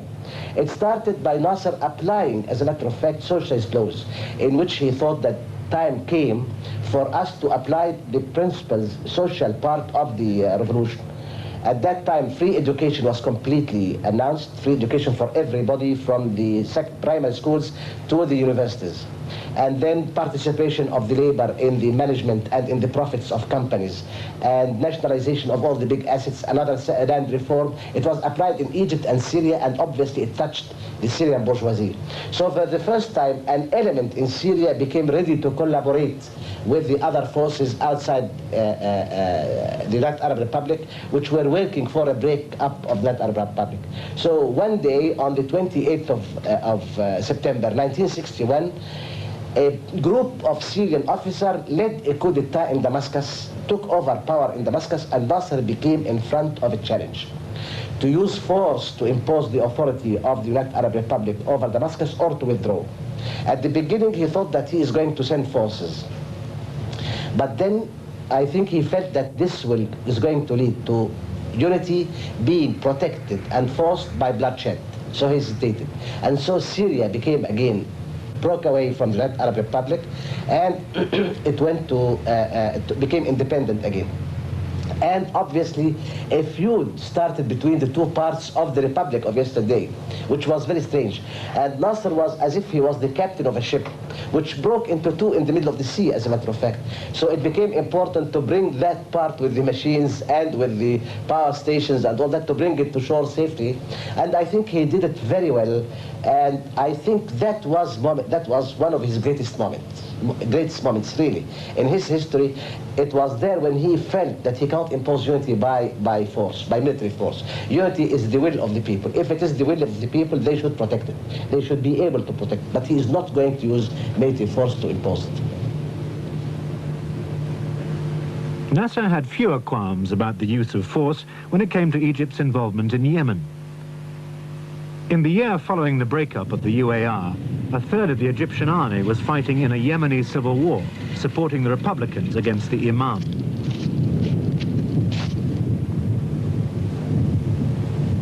Described as Nasser's Vietnam, the war lasted a grueling 5 years.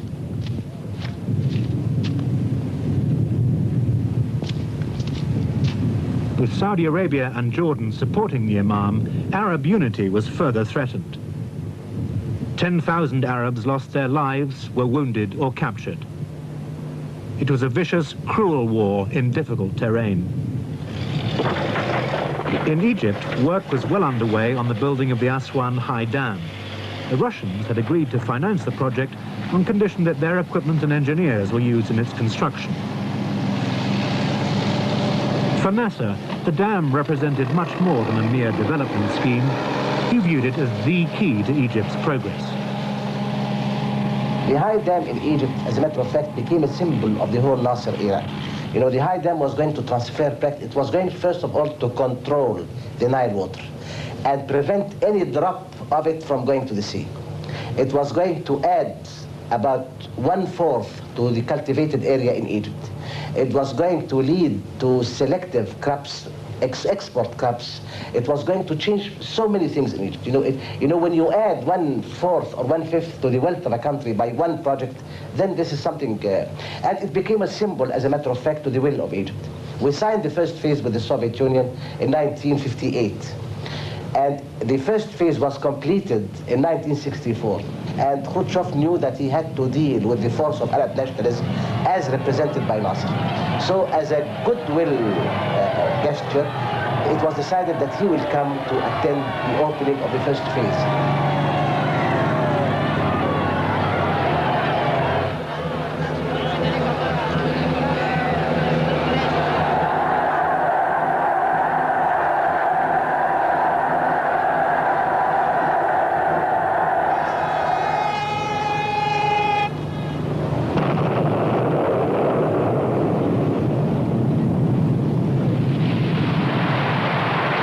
The size of the project was colossal.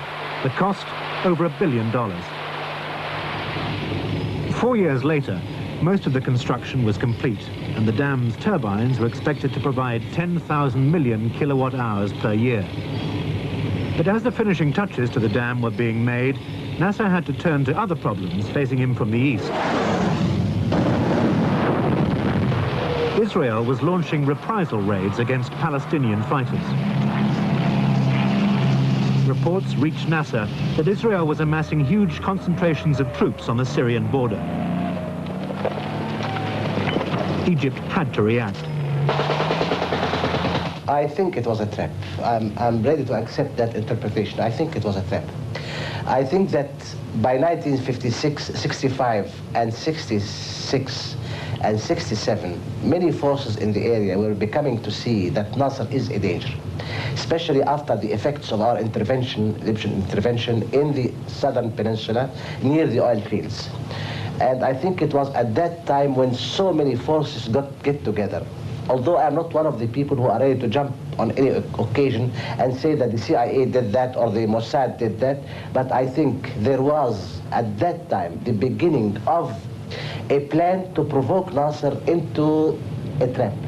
You know, the idea, the strategic idea behind the trap was, from a Western point of view, was that the Americans were worried about what was happening in the olive belt, as they call it, Southern Europe, because it was exposed to communists and all that. The Italians and I don't know, the Greek position was weak, and you know, the Marshal Tito could die at any moment. So the Americans were worried about Southern Europe. So to secure the Mediterranean, they started to be interested in the southern shores of the Mediterranean, North Africa. And that in North Africa, the only country which is giving them much resistance was Egypt. So now they want to drag Egypt into a battle or into an adventure where they can liquidate accounts with her. From May 1967, Egypt was on a war footing. By the end of the month, Heikel was convinced that war was a foregone conclusion. Thousands of Egyptian troops had already crossed the Suez Canal into Sinai. By now, it had gone beyond deterring Israel from attacking Syria. The Arab states were determined to change the balance of power in their favor. Nasser and his military command were confident that their forces could now match anything Israel could muster. Now, as always, the basis of Nasser's hostility towards Israel was because it had displaced the Palestinians from their homeland. We don't recognize Israel. We feel that the Israeli problem is problem of Israel and the problem of the Palestinians. We said before that we are ready to accept the United Nations resolutions of 1947. That's to give the Arabs their rights and to give the Jews their rights. By the beginning of June, tension was mounting. United Nations troops had already been withdrawn. Nasser had signed a defense pact with King Hussein of Jordan. The Arab world felt that at last concerted action would bring victory over Israel. Hopes of a negotiated peace were fading. Israel decided to make the first strike. On the night of the 4th, on the 4th of June, the war cabinet in Israel was declared, and Nasser became alarmed. But you know, he felt that our defensive positions are there. Early in the morning of the 5th, the airstrike came. All our intelligence, nobody in our intelligence felt that the Israelis can have such a massive coverage of all our airfields, all our air bases at the same time. We always thought that the range of their planes would permit them to work all over Sinai. But inside the Delta, our aeroplanes were safe. That was the false assumption, and it was the killing one. It was the fatal mistake. I remember that day, early in the morning, Field Marshal Ahmed, the commander-in-chief of our forces, was decided to go to the Sinai, to the battlefield.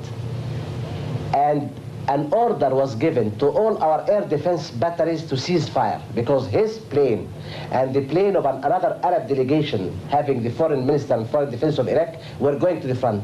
So there was an order to our batteries to cease fire. Whether the Israelis knew about that order, whether they got information about what we were doing, the fact is that all our planes, practically all of our planes, were surprised on the ground, and our air batteries were unable to fire, and they started to fire half an hour after it was too late, practically too late. I remember that early morning, sad day. President Nasser felt he used to live, or he was living near one of our air bases in Heliopolis, and he heard the bombs falling. So he went to the telephone trying to contact the air command.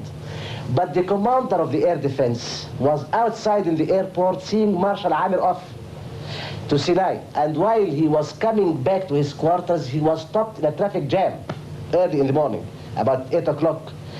There was the supreme commander, the head of state, trying to contact the head of the air defense, and the air defense coming from paying farewell to Marshal Amir in the airport of Cairo, returning back to his headquarters, and he was stopped in a jam while the Air Force was being destroyed.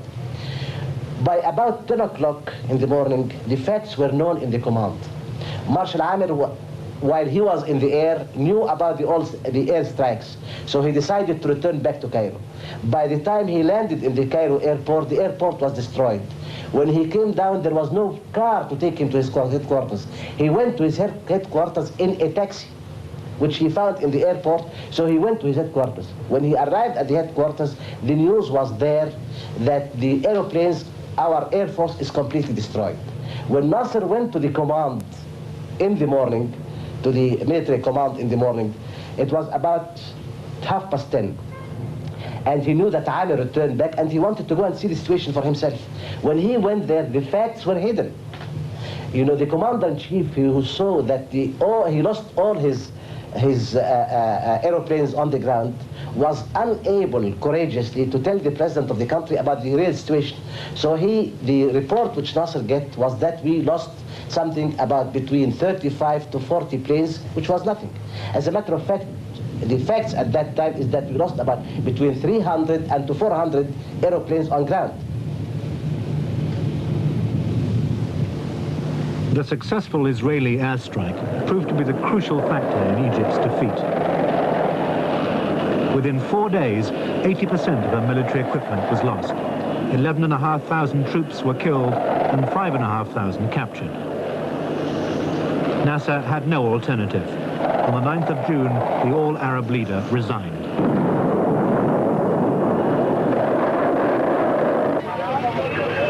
The Six-Day War of 1967 was a total humiliation for Egypt, her army, and for Nasser. The early optimism that Egyptian forces could help defeat Israel for all time was dashed. Contradictory orders over retreat, chaotic communications, and the fact that a third of the army were reservists all contributed to the disaster. The expected Russian support, which didn't materialize, plus a lack of positive strategy on Egypt's part, were widely blamed for the defeat. The shock was felt throughout the Arab world. In Jordan, Israelis occupied the old city of Jerusalem and the West Bank. Syria lost part of the Golan Heights.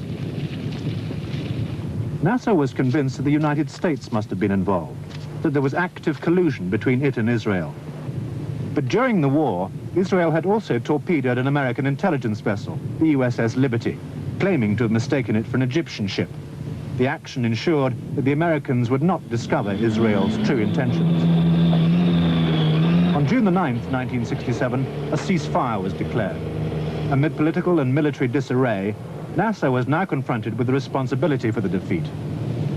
I think I was looking to what was happening as if I was seeing a Greek tragedy unfolding in front of me with all horrible things happening and with nobody able to control events. Nasser felt what was going on, and obviously he saw it day by day.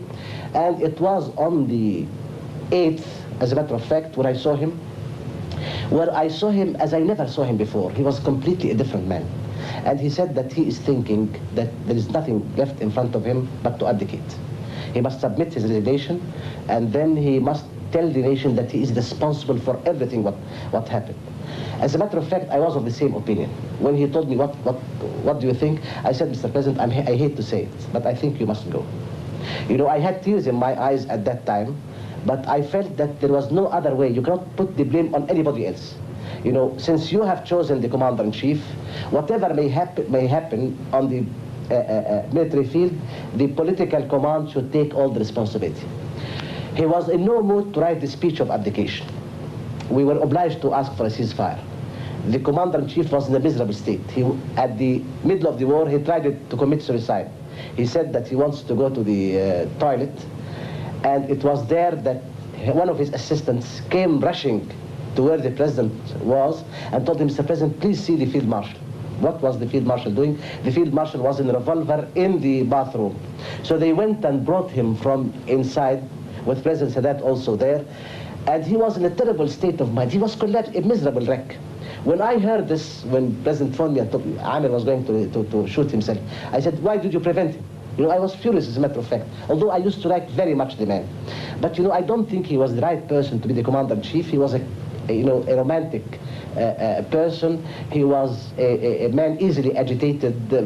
He have got good qualities, true, from a human point of view, but I don't think he was the best man to lead our forces at that crucial point. Nasser was in no state to write his resignation, as a matter of fact. So I prepared, he asked me to write his letter of resignation to the nation. And he told me himself, I will accept if the people come, and if they formed a court to try me, and I accept to be shot in Liberation Square. You know, he was ready to meet everything which may come. I gave the draft of the speech to the secretary, and the secretary, principal secretary, right away called a typist, the special typist who was typing the president's speeches, gave it to him, and the boy started to revise what we had written so that he would be ready to type it. And he was a man specializing in reading my handwriting. So he came to the part where he was, Nasser declaring his intention to resign. And he stopped and started to yell and scream.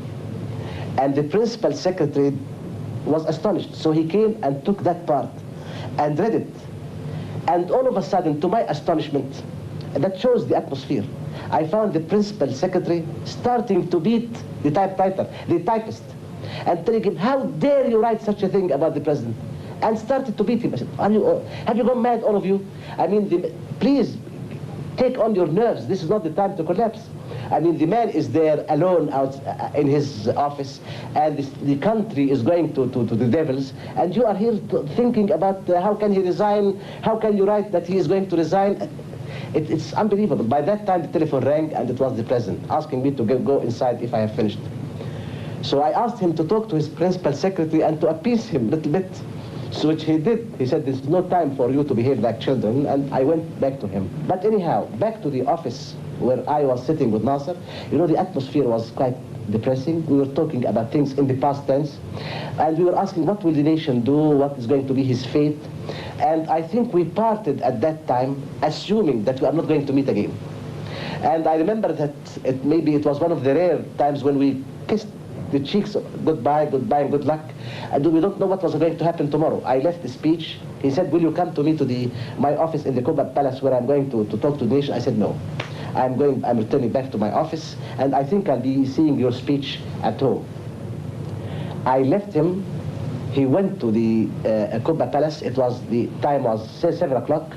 The nation was unaware of what happened, as a matter of fact. The nation knew that the big catastrophe happened, but the dimensions of the catastrophe were still, people were unable to believe what happened. Nasser prepared to announce his resignation. On the night of June the 9th, he addressed the nation on television. من مواقع الضفة الغربية في ليلة حشد فيها العدو. The reaction was overwhelming. His picture came on television. The cabinet ministers, the masses, everybody was surprised, shocked. And something very strange happened at that time. Never before, I think, the relations between a leader and his people reflected their sense the way they did that night. I was at my house. My house is overlooking the Nile, one of the bridges of the Nile. After the speech, after I've seen the speech on television, I went to one of the balcony in my room, my house. Was looking to the Nile. I was in a depressed mood. What is going to happen, And then all of a sudden, I found people moving on the bridge. People coming from every side and direction. And then all of a sudden, the bridge was full of people shouting that they want Nasser. I was receiving information from my newspaper that the center of the town is completely taken by masses, crying, weeping, and asking for Nasser to stay.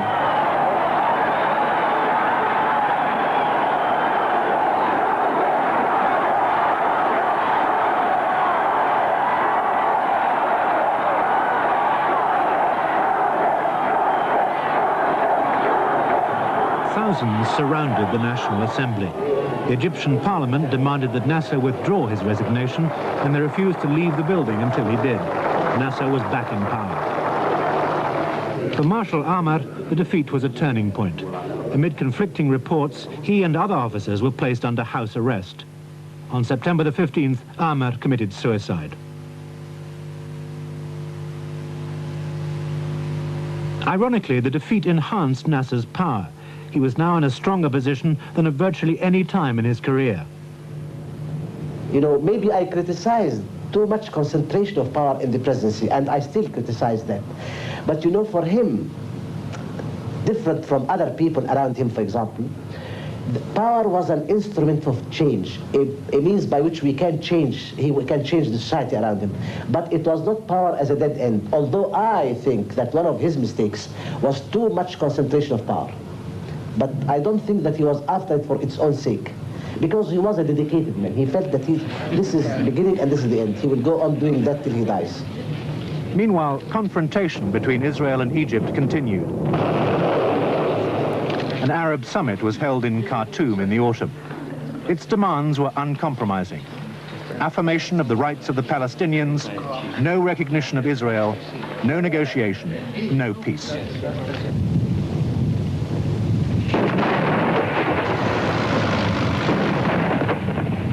Reprisal raids intensified. In return for the sinking of one of their ships, the Israelis bombed oil installations in Suez. United Nations calls for Israel to withdraw behind her pre-1967 boundaries met with flat refusal. Both sides launched the war of attrition early in 1969. The Egyptian army had been restored to full strength thanks to the Russians, whose pilots and military advisors had been sent in after the 1967 defeat. Despite the Khartoum resolutions, economic and political pressure on Nasser was increasingly leading him to consider a more circumspect policy in his dealings with Israel.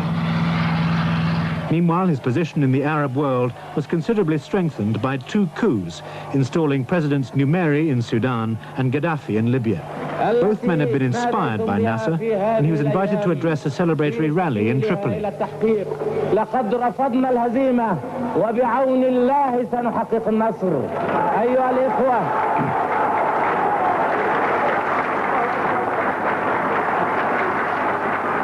لقد خرجت الأمة العربية كلها في هذه الأيام ترفض الهزيمة. At home, the war of attrition had intensified as civilian targets continued to be hit. In December 1969, the US Secretary of State William Rogers proposed a peace agreement, which was rejected. But by August 1970, both Egypt and Israel were prepared to adhere to a 3-month ceasefire. Friction between the different Arab states increased, and it was at this point that Mohammed Heikel took up a key position. By that time, I was becoming, Nasser asked me to be Minister of Information, and I was acting Minister of Foreign Affairs. And we accepted the Rogers plan, but some of the other Arabs, as a matter of fact, refused the Rogers plan. You know, for them, they were happy that we were fighting again an attrition war. And you know, the Arab world gained again the euphoric feeling of a battle going on, a hot battle going on. So when we accepted the Rogers initiative, you know, some of them failed to understand that after all, you escalate a war to reach a certain political end. You know, there is no war without an end, no war for eternity. You fight a war so that you can be able to achieve certain political results. You are fighting a war so that you can rearrange the balance of power more to your favor than what it was. So in this sense, we accepted the Rogers initiative. The Palestinians were not happy with the Rogers initiative. So we had some disputes, but all this was sorted out, as a matter of fact. But by that time, something very important was happening to Nasser himself. You know, he started to get the first symptoms of diabetes. A crisis meeting of the Arab nations at the Cairo Hilton in 1970 seemed to aggravate Nasser's long illness.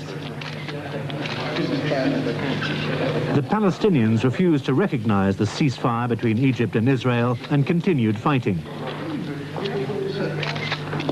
King Hussein of Jordan, enraged by the activities of the Palestine Liberation Organization in his country, sent in the army with devastating results.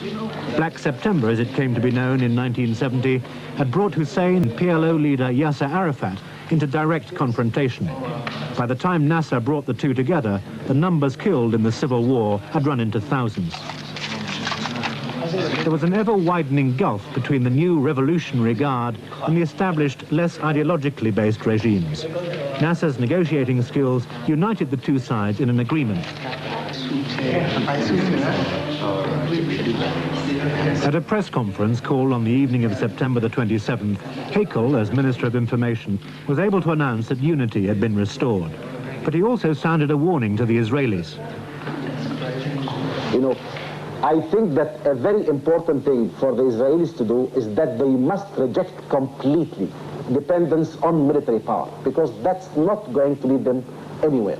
You know, they can defeat us this year. They can defeat us next year, after 10 years. Well, all right. But what about that? What after that? They cannot go on defeating us forever. How do you see the guerrillas' position in the discussions that lie ahead? Do you see them as people who will have to do as they're told if you disagree with them? They should not do what they are told. They should do what they believe in. You know, I think you are having a mistaken, or some people in the West have a mistaken idea about the guerrillas. You know, those people are really angry because of the loss of their country. And if we want to understand their problem and their position, we must understand the reason for their anger. It was to be Nasser's last great diplomatic triumph, albeit one that was likely to be short-lived. The Palestinians had no intention of recognizing Israel. They feared that other Arab states might. The toll that the summit had taken on Nasser's health was obvious as he left. He went out and saw several heads of states leaving the Cairo airport, where he felt that he is very tired, and besides the plane, he looked around and asked for his car. So one of his aides rushed the car, and he went to the car, and the car was ordered to go home with the procession, and he looked to his secretary and said, "Get Dr. Sawi to see me, to follow me at home." Dr. Sawi was one of his personal physicians who was staying at the presidency. I was unaware, as a matter of fact, of all that, that he is in bad health. By about 4:15 in the afternoon, I was in my office in the newspaper when one of the secretaries of the president phoned me and told me the president is tired and better come here. I said, why? I said, you know, he's ill and the doctors are seeing him now, so, all right. So I took a car and rushed to the president's house. But you know, all the way, I felt uneasy. I did not expect anything. But you know, the fact that the secretary phones me to say the president is unwell and you better be there, and you know, it makes me feel, you know, uneasy. I entered the bedroom and I found Nasser lying on bed with two doctors near him and with one of his secretaries near the door. I said, what's going on? I said, the president is a bit tired. So I entered inside and the president looked to me and smiled. And he said, how are you playing the news? What are you putting today? How are you playing the news of the conference on the broadcasting? Because I was Minister of Information. And then I said, you know, it's taking, you know, everywhere in the world people are interested, but you know, tell me, what's it? He said, oh no, I felt tired. And then it was 5 o'clock. He said, let us see what's there in the 5 o'clock news. And he pushed the radio besides his bed table. And you know, he listened to the first 2 items of the summary. And then he said, oh, there is nothing in it, and closed it. And he came backward to the cushion behind him, and something changed, something in the room changed. And I found one of the doctors rushing to him, right away, rushing to him and trying to hear with his instruments and to take the pulse. And I noticed that you know, it's something happening in the room. By that time, 2 or 3 others entered the room. Ali Sabri, one of the vice presidents, who were being told. And another Minister of Interior also came, and the Minister for Presidential Affairs. And all of a sudden, in the span of 3 minutes, the man who was talking to me was not there anymore, but you know, I was feeling that there was breathe. But then I found a doctor was trying to have artificial perspiration for him. And you know, I was concentrating on the doctors, and then one of the doctors started to have to try the electrical shock. So they were putting some things in his legs and his hands. Again, I was looking with astonishment, amazed about it. And then I saw him shiver with the shock. And then all of a sudden, in a matter of 15 minutes, one of the doctors who was sitting beside him covered his face and started to sob. I said, what's it? The commander-in-chief by that time came, General Fauzi, and he looked at them again puzzled. He said, and he shouted, he started to shout, by God, if you don't tell me what's happening to him, I will hang you all. I will put you all to court-martials. The doctors were, you know, and then one of the doctors came into the front and said to the commander-in-chief, Marshal, I'm sorry, it's too late. What? You know, we couldn't believe it. Nobody could believe it. I found myself repeating without conscious, unbelievable. No God, it can't happen. No God, it can't happen. By that time, President Sadat also came, and I found him praying in the room. Another vice president was praying in another corner of the room, and the doctor was here telling us that it's all over. What's all over? You know, several minutes passed without anybody in this room realizing what was happening. You know, everybody was taken by the shock, by the suddenness of the whole thing. Well, all right, he was ill, all right, we knew he was ill. But you know, nobody thought that this colossal human being can just fade away this way. And then at last, President Sadat was the first one to get his senses, as a matter of fact. So he came near the body lying there, and he kissed his hand and kissed his forehead and pulled a blanket over his face. And then he said, let's go down and leave him to the family. So we went down, we were going down, and you know, in our ears was the sobbing and the crying of his wife. And we were all going down the stairs in a very sad procession, men, all of us sobbing and you know, weeping, unable to realize what happened and what is going to happen. More than that, what is going to happen. We went downstairs in the living room, and Sadat at that time was the only vice president. And he said, what can we do?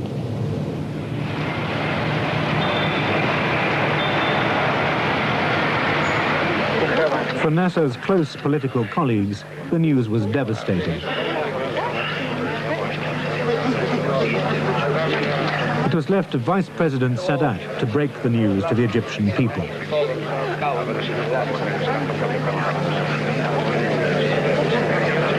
Tributes poured in. Heads of state from around the world arrived to pay their personal and formal respects to a man who'd thrust the Arab nations to center stage in world affairs.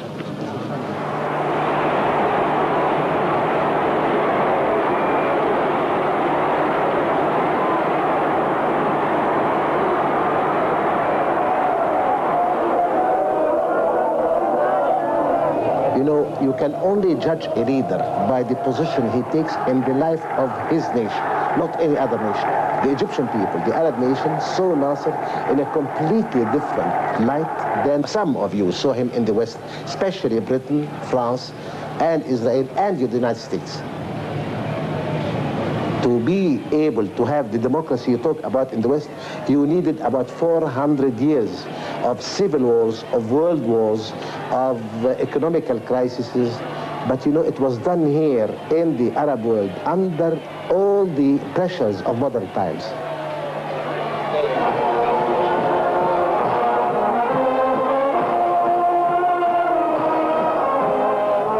Nasser was, a symbol of the aspirations and the hopes and the potentialities of one nation. And he represented it, and it will be the Nasser era. And the Arabs, all the Arabs, a whole nation identified with this man.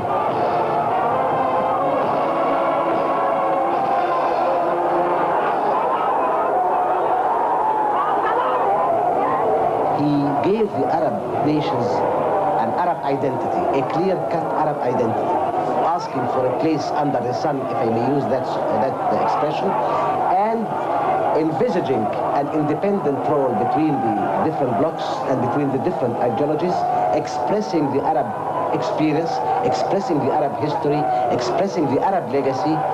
So I think Nasser gave the Arabs a clear vision. Before Nasser came, in the countryside where we have 4,000 villages, none of them was really lighted.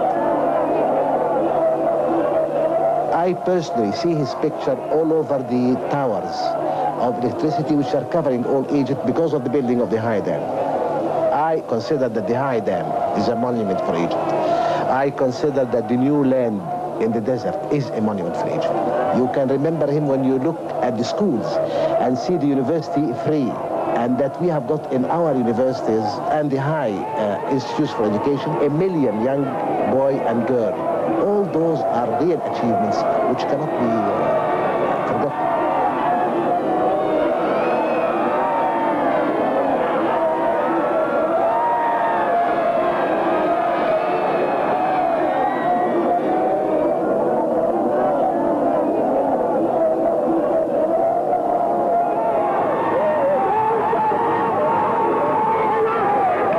I don't think that history has seen anything similar to his funeral. When you think that 6 million people came out in the streets of Cairo, weeping in a spectacle which, I myself was with Kosygin at that time. He was the Prime Minister of the Soviet Union. And he was here staying in the Soviet embassy near my house. And because of that, President Sadat asked me to accompany him. And because it was difficult to cross the roads, we were crossing by boat, by the Nile. And on the banks of the Nile, it was full of masses of people in black and all weeping. And Kosygin, looked, and for 5 or 6 minutes, he was completely speechless. And then he looked to me and said, I can't believe it. And that was true.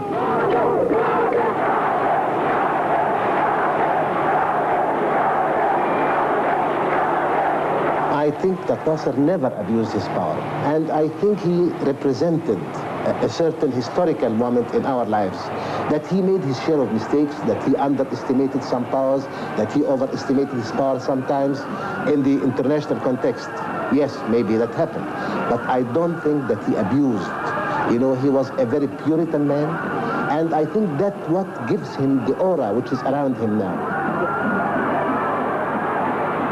He kept his class purity till the end. Money meant nothing to him because he felt with all what he did in the Arab world, he will never be left alone. And he used to say, I have only 3 places and no other, either here, working as president or whatever, prime minister, or in prison or dead. But anyhow, those who are going to take me to prison will not allow me to stay in prison for a long time. They must get rid of me. Wherever I will be, they will get me. So I have nothing to do else but to stay here, work and fight and die here.